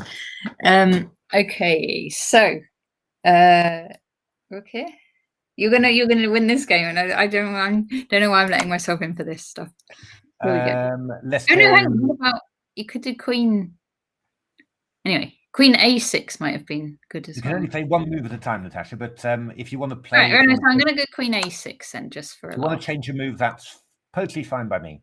What do you want to do? I'll go king e7.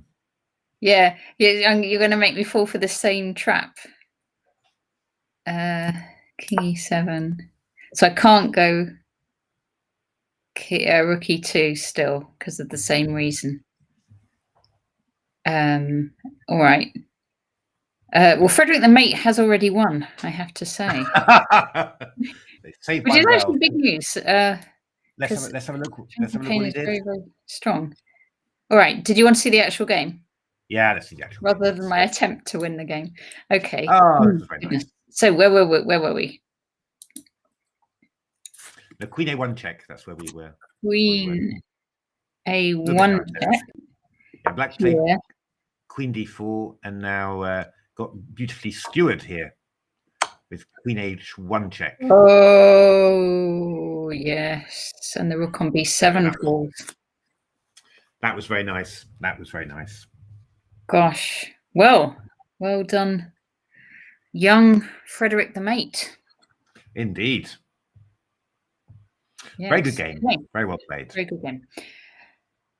All right, who didn't we see yet? Schlock Verma against Drunken Knight. We haven't seen for a little while.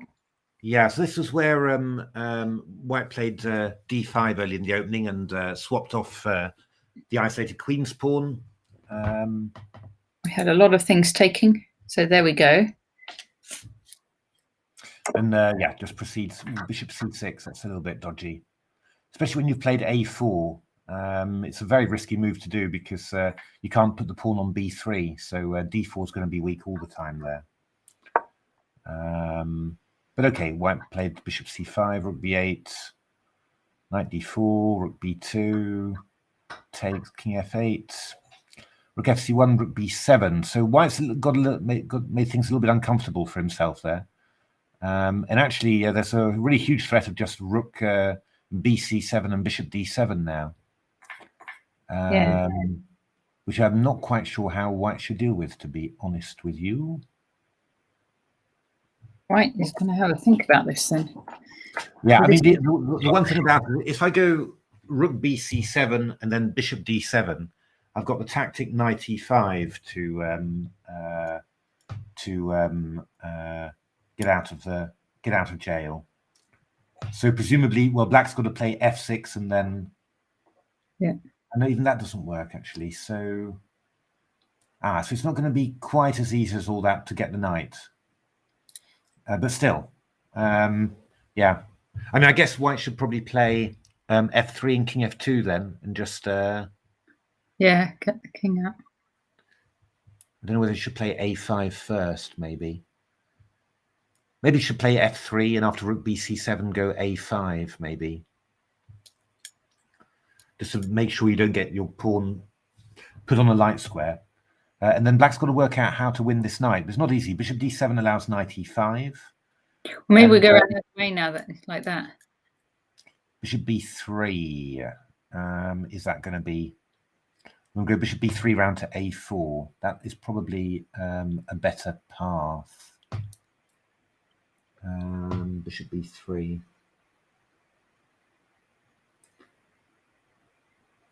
Yeah, that's going to be a better path. That's going to be more difficult. Maybe I should just go. Maybe I should go f3. Maybe I should stop there. I should just go f3, rook bc7, and then rook 1 c3. Maybe.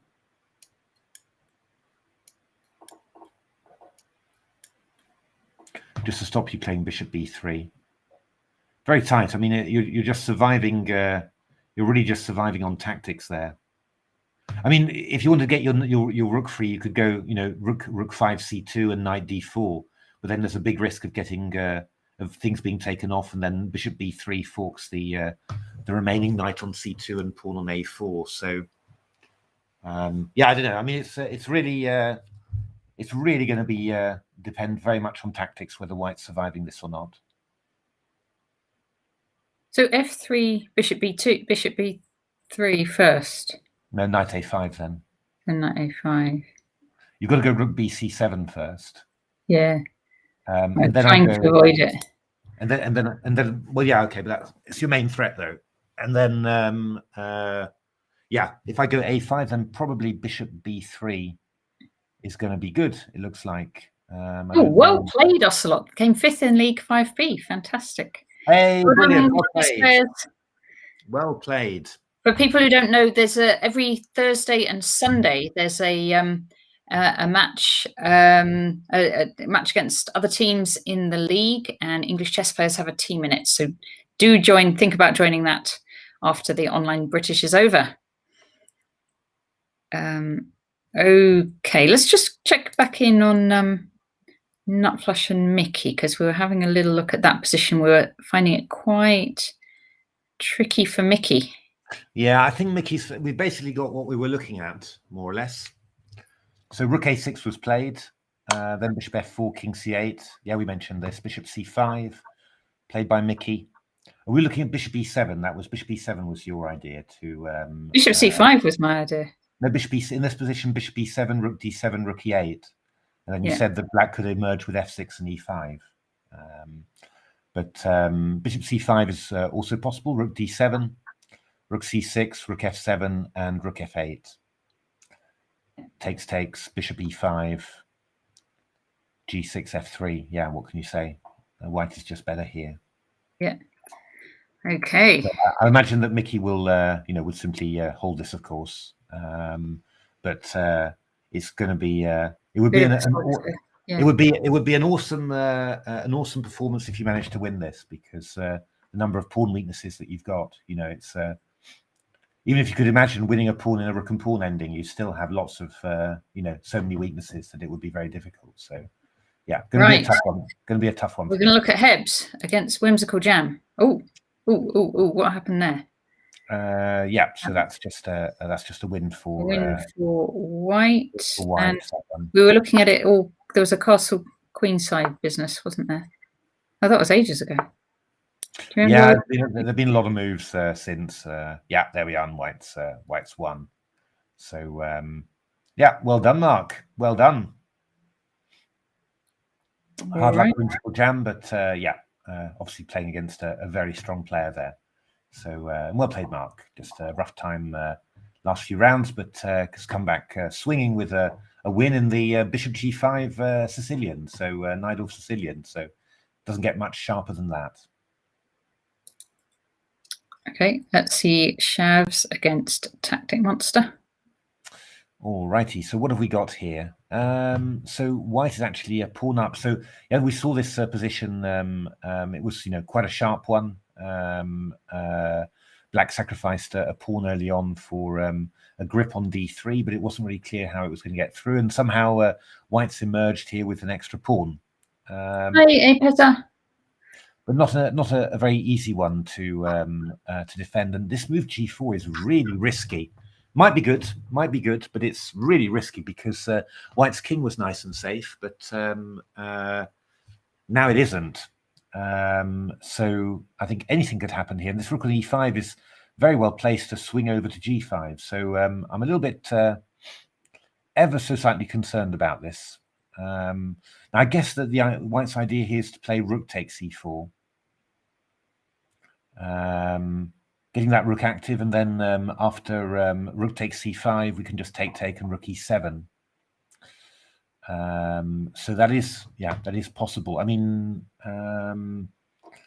well, actually, you could even take the bishop on g4. So I suppose after rook e4, we're going to we've got a couple of moves. We could play rook g5, threatening bishop f3, or we could play rook takes e4, and then do something like bishop h3. Both of which, don't seem that shabby for black. I suppose here you might go f4 maybe. Possible. But then I go rook takes c5 maybe. This rook, of course. Yeah, I'm actually all sorts of possibilities, but let's say that rook. Takes and takes. How is that? You're not attacking the bishop on g4 anymore. That was the idea, but it could be that I'll go if I go king h6, you go queen a7, and then you hide on h2. So that's possibly we're over the worst, aren't we, for white? Possibly going to be very good for white there indeed. So okay, so not so maybe after rook e4, let's just take on e4. Let's just because it looks like f4 is a decent idea. So let's just take on e4, bishop e4, and go bishop h3, for example. Okay. Bishop e2. Bishop e2 actually even is not so silly. Bishop e2. Even I don't know. Just looking to do this sort of thing. Yeah, it's just to go queen g4. You know, I'm not quite sure which one is the best there, but it's just that after bishop g4, I was thinking, oh, maybe white goes f3 and stops you coming in. Whereas here after f3, I go queen h3, you know, and the attack keeps on coming. So it does look a bit scary to me. So what if we put something on the fourth row so that once you go queen g4, we can go bishop g2? I know then we'll lose the thing we put on the fourth row, won't we? Yeah, it's not easy. I mean, bishop g2, queen g4 looks quite a little bit annoying. I mean, it's not like winning. I mean, you could do something maybe like f4, and then after bishop f3, you cover on the second rank. But yeah, I don't know. There's some sort of feeling that you've got quite a bit of play, you know, with black. It's not clear. I mean, maybe if I just went bishop g2 here, maybe that's. Do we have to go rook e4? Because I don't like the look of this, I have to say. Well, yeah. I'm just sort of wondering what else I can do there. Because here the bishop's blocking off that. Oh, you're still going to go bishop e2 and queen g4, maybe.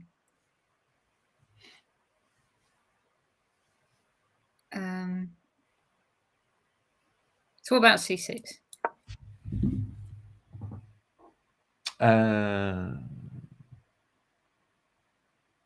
Oh, I don't know. Bishop f3 maybe, or I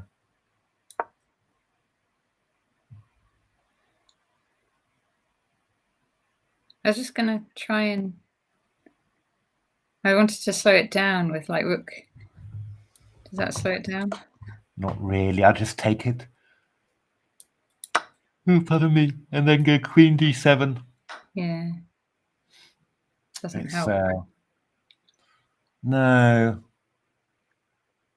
I think you've got to go in. You've got to embrace the adventure. I think once you've gone g4, then you've got to. I think you've really got to go for rook e4. Probably it's fine. I mean, probably you know, with good defense, it's fine for white. And I mean, he is a pawn up, so and a big c pawn as well. So you know, it's all about whether black can make something of this. But maybe you know, rook e4, bishop e4.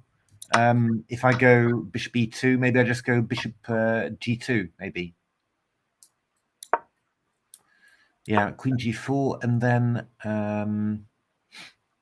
I could play e4. E4. E4 could be a fun move. Defending across here. Well. That's how to do it. That's the way to do it. Yeah, that's a good move. That's a good move. I was looking at rook d7 to d3, but then afterwards we got queen e7. Yeah, that looks pretty. Pretty decent. So maybe we should go bishop h3 then instead of bishop e2, and just try and stop. Yeah, 34 bishop h3. It's there in the variations. That one there. Yeah. Can't. We've blocked. Yeah, but I was thinking of f3 then, just to keep the queen out of g4.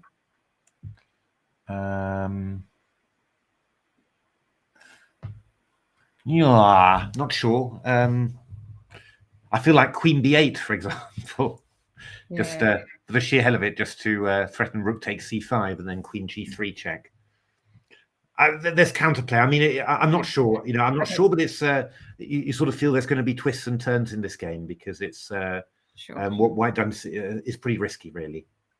Alrighty, let's check back in on Phil Brooks against Ollie Stubbs. Yeah, very solid. Pardon me. Rook takes g3. Yeah, I mean, black can play b5 and stop the white knight from coming to c4. And then I think that black's pieces look a little bit better, actually. I think you're maybe going to play that knight a6 round to b4, and that could start causing some problems on the c file. Don't know why that removes my guess. There we go. So that could be quite a good move. I mean, white can also play a move like rook g2, threatening rook g6. That's also possible. King h7, queen g1, really try and do that. But queen c7, interesting. I mean, I guess I'll play rook hg2 now for white anyway, just to get that rook active. I guess you'll go king h7 to defend the pawn on g6. And then, yeah. Then it's kind of a question about white's pieces aren't super. But maybe I should just go knight c4 then, and after b5 go knight e3, or am I allowing I'm allowing some mates. I'm allowing knight takes b3. Oh, that's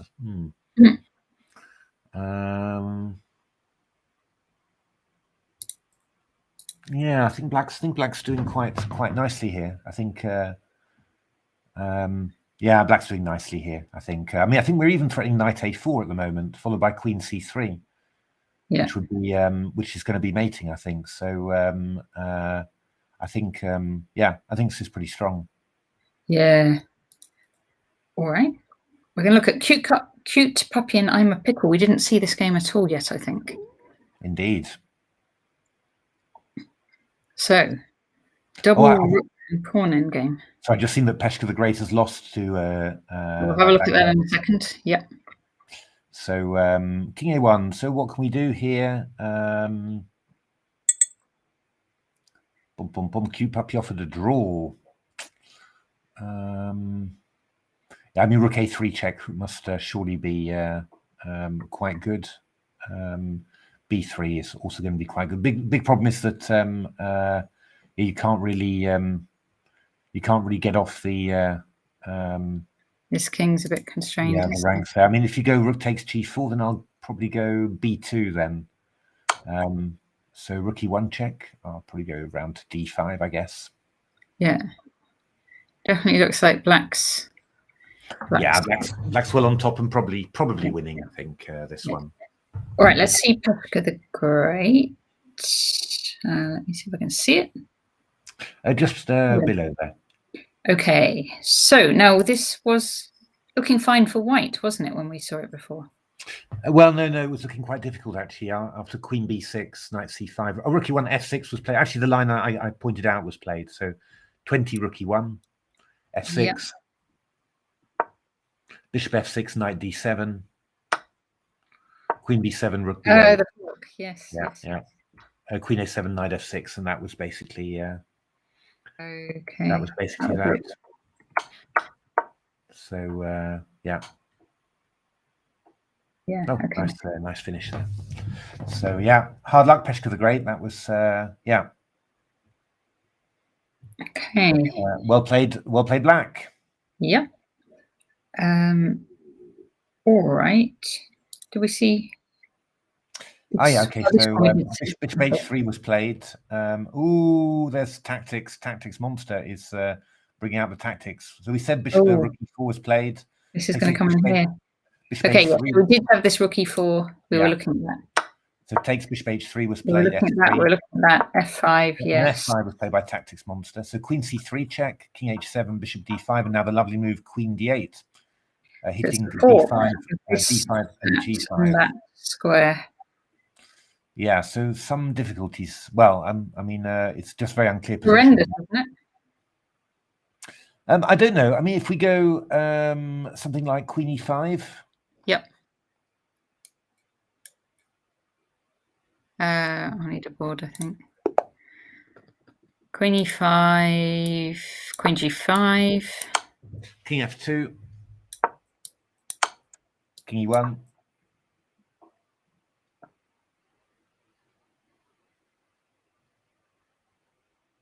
How's this? Well, unfortunately, you can get. Unfortunately, I was assuming I was escaping here, but you could actually just give a queen. Oh well, I could go back to d1 after, I suppose. So yeah, yeah, queen f1 check, king d2, queen f2. I can't really run, I don't think. Queen f2 check. I can't run because king d3. There's bishop f1, which is annoying. Yeah. But I can probably go back to d1. Actually, I think. Oh. Oh.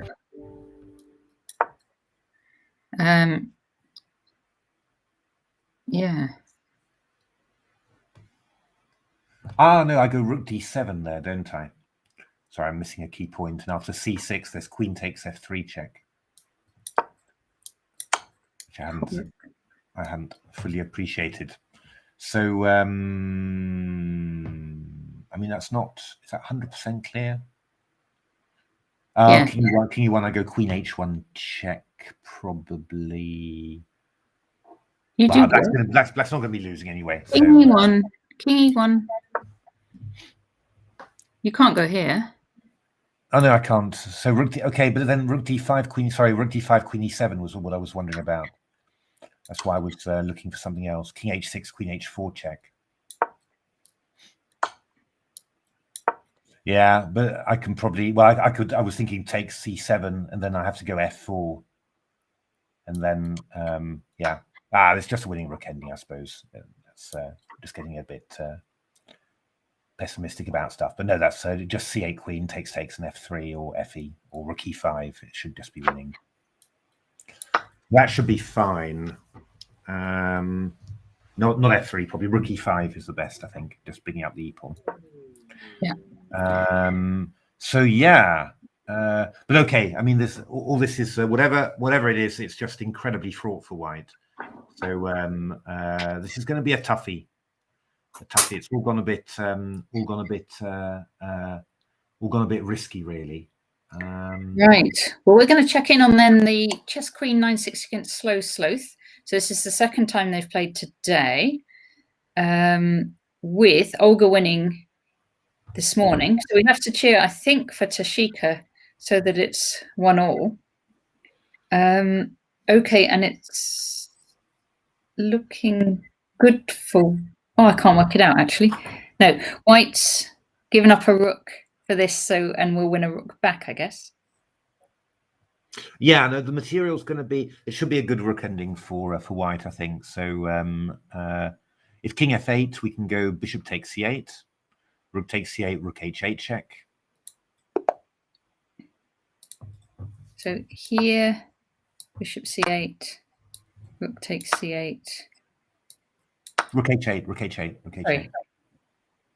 Let's not do that. Let's do rook h8 and pick up the rook. Weaning. So, by the way, if you want to see the earlier game, there was a commentary of it by John Ems and Chris Ward, so you can see the playback on the channel. Yeah. So probably after Rook H, probably after Bishop C8, you have to wait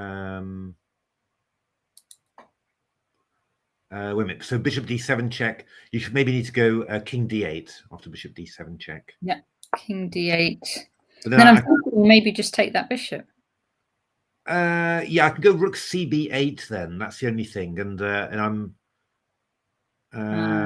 that's possible. I mean, it's all possible. I could also just take on C8. I was just thinking in terms of, and then after Rook C8, I go Rook H8 check, King takes, and then Rook H6. King here. Yeah, and then Rook H6. And if King C6, I've got Rook F6 and then Rook F5 afterwards, and you know, that should be a winning rook ending for white, probably. Okay, so looking good for white. Looking good for white, I think, this position, but yeah, requires some precision. Right, we'd better check back in on Mickey. As Apeza says, it's a bit of pressure here for Mickey to handle.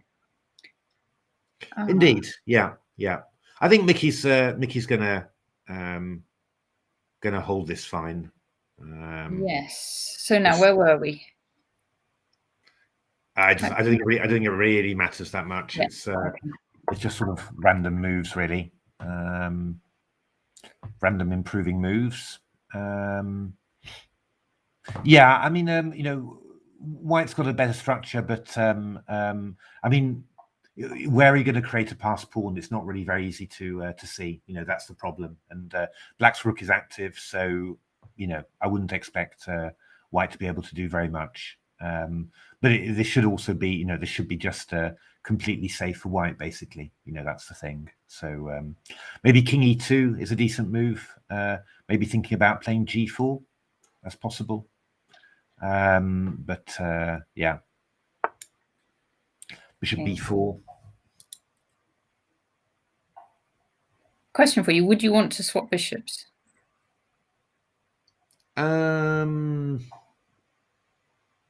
Yeah, wouldn't do any harm. Wouldn't do any harm. For black. For white. White would want some bishops. Yeah, I probably with black, I'd probably just try and keep the bishops. It's just if you've got a pretty solid structure like this. I mean, my bishop's also quite nice. It all my pawns are on the other color, so you know, it's yeah. Then it's just quite a a nice thought just to. I definitely keep the rooks on with white probably. You know, I'd because that feels nice and active. You know, I wouldn't necessarily look to swap off rooks, but yeah.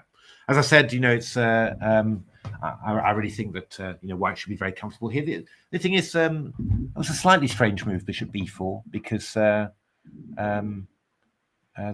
might give black the opportunity to put the bishop on E5, but okay, you know, I mean, that's oh, what, straight away? Well, straight away, that might fail to G4. You've done it this way, though. Yeah. Bishop B6. Okay. Yeah. I mean, yeah. Because then you might want to be going rook across. Yeah. But I'll go. I mean, white can just go Bishop C3 now, and you know, I just think white's just got to keep it tight to the back and make simple moves. And I think, you know, the only plan I can really think of for white is to go King E2 and then G4. You know, and try and open up the king side a little bit, but I don't think it's leading to that much really.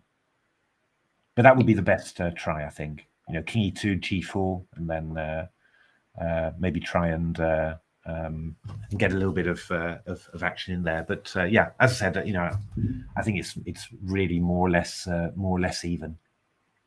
Alrighty, Schlock against Drunken. Yay! So Chris actually picked up the pawn on A4, and yeah, now this is just a winning ending now with an outside pass pawn against the knight. So shouldn't be too difficult for Chris. Just Bishop D7, and then well, you could even decide. I mean, do you even need to push the pawn? Maybe you can just move the king over to E5 and F4. Depends a bit what white does, but But you'll tie white up with a passed pawn, and then afterwards just you won't be able to stop black's king from invading somehow on the king side. Okay, looking good for the drunken knight here. Yeah, I guess Chris is probably thinking, actually, just thinking about maybe actually you should play bishop f1 just to move the pawn forwards a little bit, and then he'll go back h3 to d7, and just you know, then it's even easier maybe to loosen up the pawns. But I mean, there's many ways of playing it. It's just very good for white, for black. Righty. Phil Brooks, Oliver Stubbs. So this one, we were looking at whether black could. We were looking at sacrifices for black, weren't we? Yeah. White's actually did something correct, which was to move the knight from d2 to e3. So that's kind of helped against the old sacrifices. But it's even though I have to say this is not very clear. Oh, could we could have a look, couldn't we? Because we can go knight a4 here. We go knight a4 here. So let's say we just take it. Chop. Actually, it's knight b3. Knight b3 might be even stronger, actually. But okay, let's just do it. Bishop a4. Actually, we've got at least winning the piece back, even if whatever, haven't we? Oh no, no, not necessarily. No, it's queen b3, but bishop a4. Bishop a4.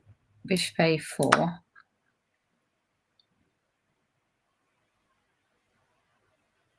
So what? Queen c1. Well, then I've got queen b6 check. Then we do have this, and that's really the end. Okay, so you can't do that. So all right, what else? Queen d.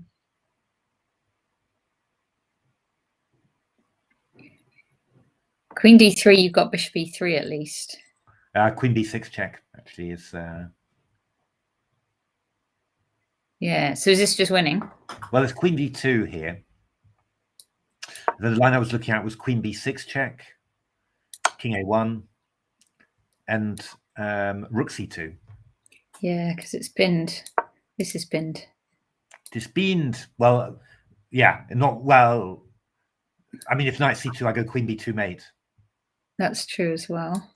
So it's not really it's not quite the pin really, but yeah, which looks pretty terminal. I mean, the one thing you've got though, which I haven't calculated, is rook b1. But then I can take and go rook d2. So that's easy. Yeah, this is good enough. Okay, so this knight a4 idea looks really strong. Yeah, it looks actually winning, I think.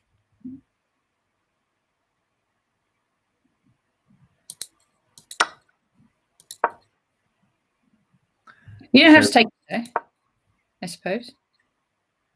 No. So what would you do? Move the queen. Queen here. Knight c3 check. Knight c3 would have to go here. Knight e2. Yeah.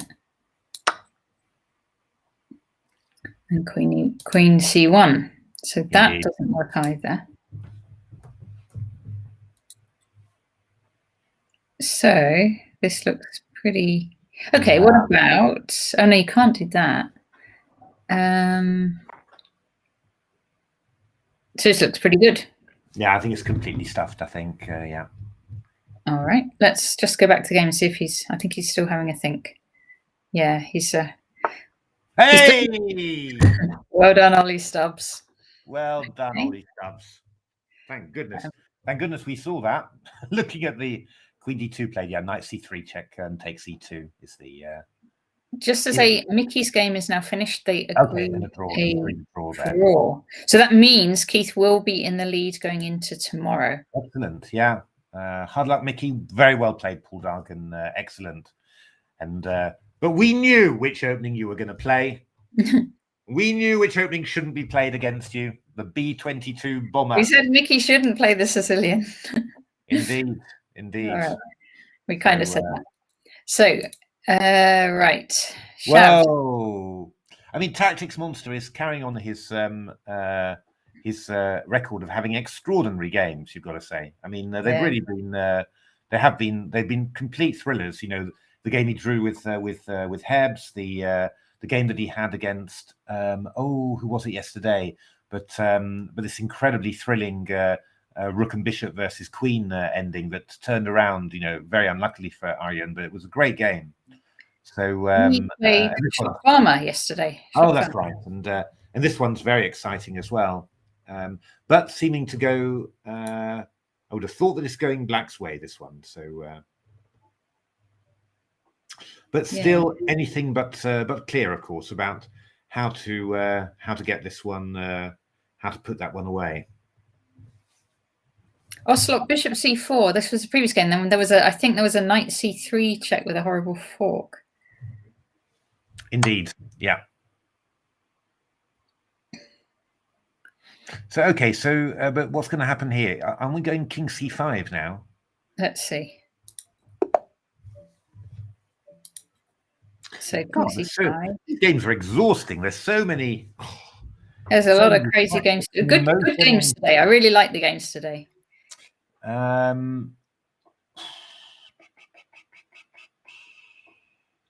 So I think this was a move you really shouldn't have allowed, King C5. Can we take on E3? Well, then we're going to worry about this pawn queening. Yeah, I'm just going to. I mean, C7 is really C7 is really worrying. I think you really needed to you know, to check from A4 or something like that, you know, and try and keep the opponent's king out of there. But I think King C5, I'm not sure now. No idea what's happening here.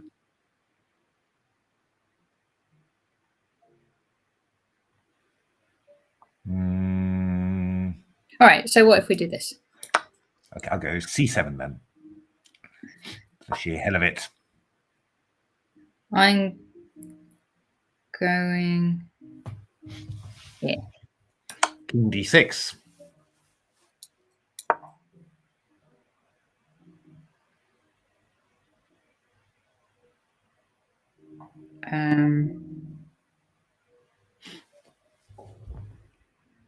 So there.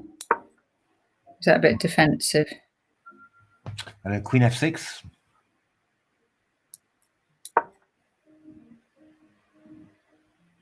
I mean, even King D7 is possible. I think Queen F6 is quite strong.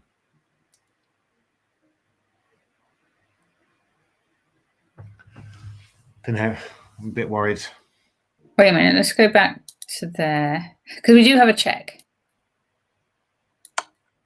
Indeed. All right. F4.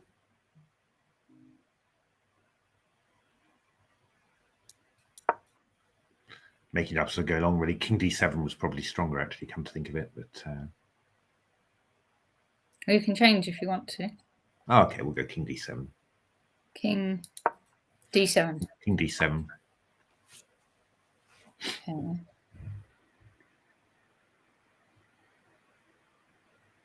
Right. What do you think? I don't know. I think White's just winning here. Okay.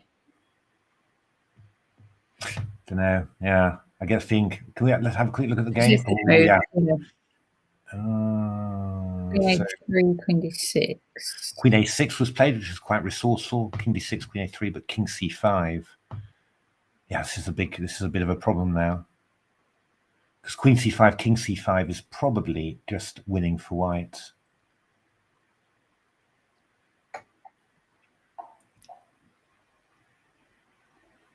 So let's just check it. So here. Oops, that's wrong.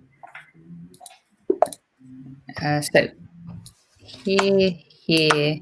So we'd have to try and take this to get something. Yeah, then I go C7. C7. We'd have to go there. I think there's no Bishop E6.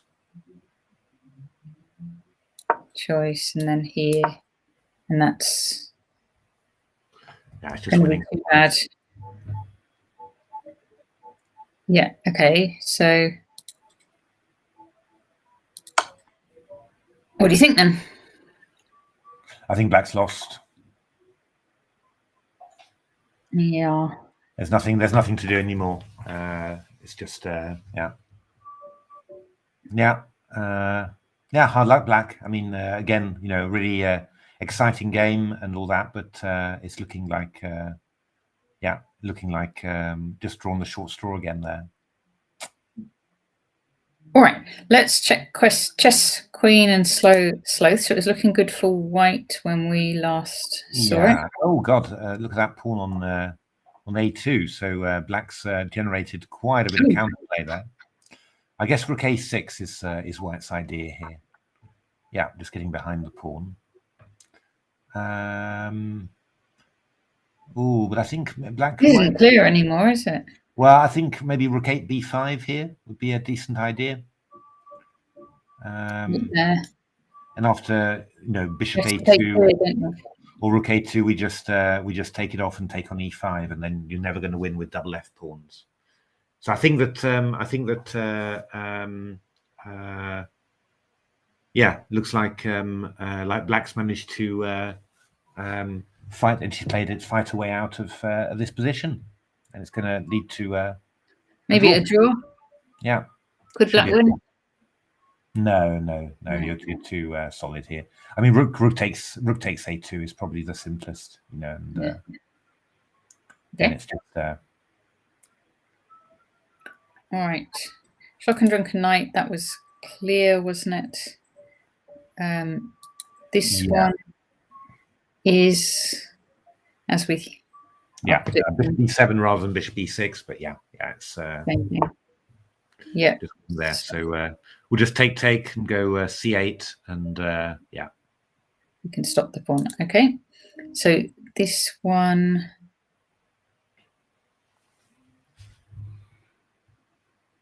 safest to just take on a2.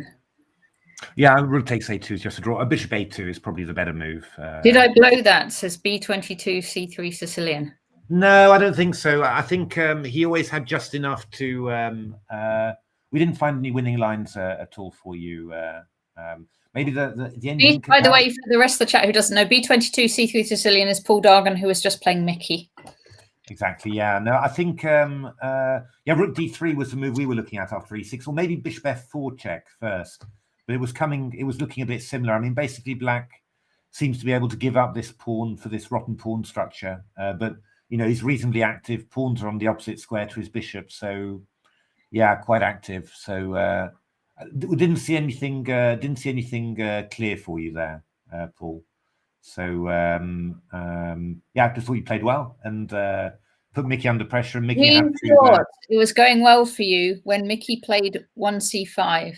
Indeed, we were suddenly we were smelling an upset when we saw 1c5, because we thought a man who's got b22 in his name, he will not be unhappy to have a c3 Sicilian. So it's probably a good thing though that you didn't have that you weren't called b22 c3 Sicilian on chess.com. Otherwise, Mickey might have had avoided it then for sure.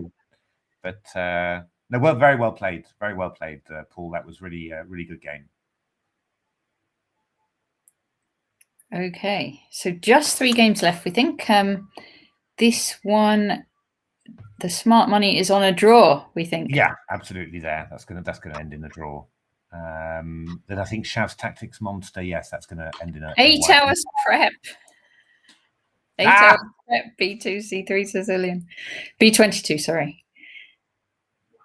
Well, you'll remember it for next time, I'm sure. Brilliant. I mean, Mickey did avoid all that. Did avoid 8 hours prep with his opening choice. It is true, but I'd always find that having done that prep, it's in general that normally helps. You're in the zone. You're accustomed to the problem. You've thought a lot about the sort of things you'd like against Mickey. So I think that really helps you to. I think I've often the best games I've played often is when I spent lots of time on prep and then I didn't get it during the game. And that was such relief because I didn't need to remember my lines anymore. That I just ended up playing well, So very well played. That was a great game. So I'm sure Mickey was really giving his absolute utmost, as always, to for today. So brilliant stuff. Did you play Keith already, Paul? I'm just going to look that up. Yeah. They drew this yes. pawn ending. Yeah. Oh, you drew. Yeah. Paul drew a rook and pawn ending against Keith. So yeah, I'm just trying to think who Keith is going to play tomorrow, because he's played already. He'll play Giakos. He's played Mickey. He's played Bogdan. He's played Paul, so he will play Giakos. Yes, that's right. That is true. So because Giakos is on 5.5 as well. Yes, you're absolutely right. Sorry. Yes. So, yeah. Gerasimos, Giakos, and Keith will be joint in the lead. Sorry, and so who's Gerasimos played? He has played. He hasn't played Keith anyway. Hasn't played any GMs yet. So yeah, so it's going to be Keith, and they're both due white, I think. Yeah. Keith's due. Keith's gone black, white, white, black. So it might work out. I don't know how they do it. I would have thought Keith gets white, to be honest, but I'm not a big expert on these things. Yes. Okay. A thriller for tomorrow, and then Mickey. Has Mickey played Bogdan? He has, hasn't he? Yeah, he played him yesterday. We commentated on it. Yeah. So, well, anyway, I can't work out all the pairings. Is what's the upshot of that? Dunson will be on quite a lot of points as well. So Shavs 7 has beaten Tactics Monster. Well played, both players. We're on Shavs 7. So we just 2 games left. One. Is this clear? I was thinking this was. King, H6, we can just take that. Yes. Yeah, and the king can't get close and take that a pawn either. So no, it's okay. So that one's gone. And then chess queen against. Hang on a minute. Isn't that the wrong rook's pawn? Oh, good lord! It it certainly is. My goodness. All white has to do is get rid of the pawn with the knight. Yeah. So can't you just go like knight d6? That is why Chris played the cunning. Oh no, you're right. You're absolutely right. My goodness.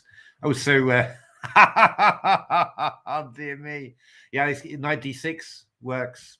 F6, knight e4, f5, knight g3. It's actually just drawing. So yeah, so okay, so Schlock. Oh no, Schlock just. I suppose this is fine as well, isn't it? Yeah. But he should do my plan. Should do your plan, indeed. Yeah. My goodness, I just hadn't. I just wasn't paying any attention. Yeah, you got to pay attention in this. It was so far away. The king was so far away. The king was so far away from the from the corner. Yes, I think he's seen it now. But he doesn't. Does he have a forced sequence? I don't think he does. Bishop has to move. Does he have a forced sequence? Let's see. Well, bishop d3. Well, no, we don't need the board. Wait a minute. Okay. Bishop d3 is probably the best line. Knight h5. Yeah, then I go f5. I should probably play king c3. I could go king c3 is probably reasonably sneaky. But now Chris will go bishop g6.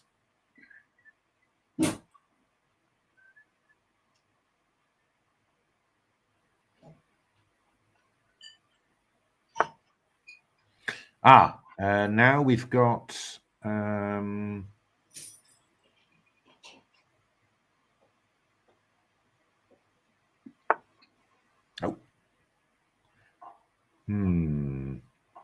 that's a strange move.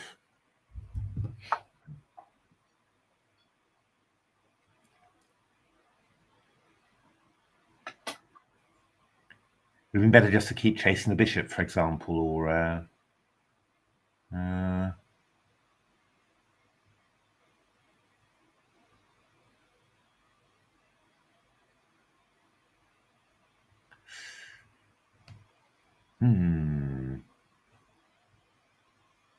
Don't know whether White's.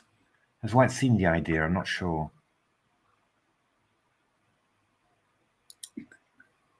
You kind of would think so, because that's what you got to play for, right? Yeah, no, that's right. That's right. It's well,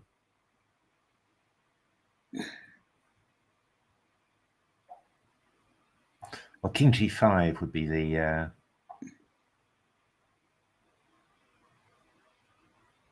natural one, but then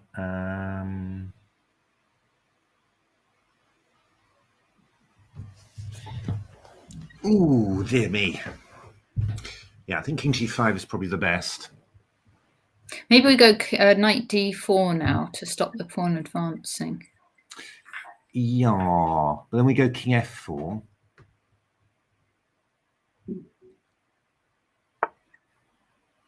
Okay, King F4 now.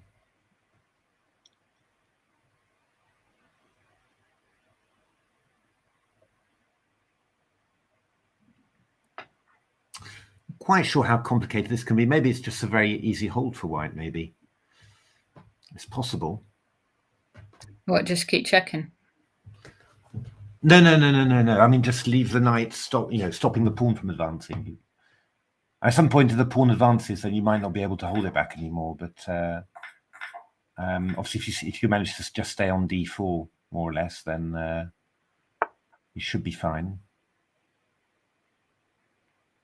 And then just try and pick your moment when White advances.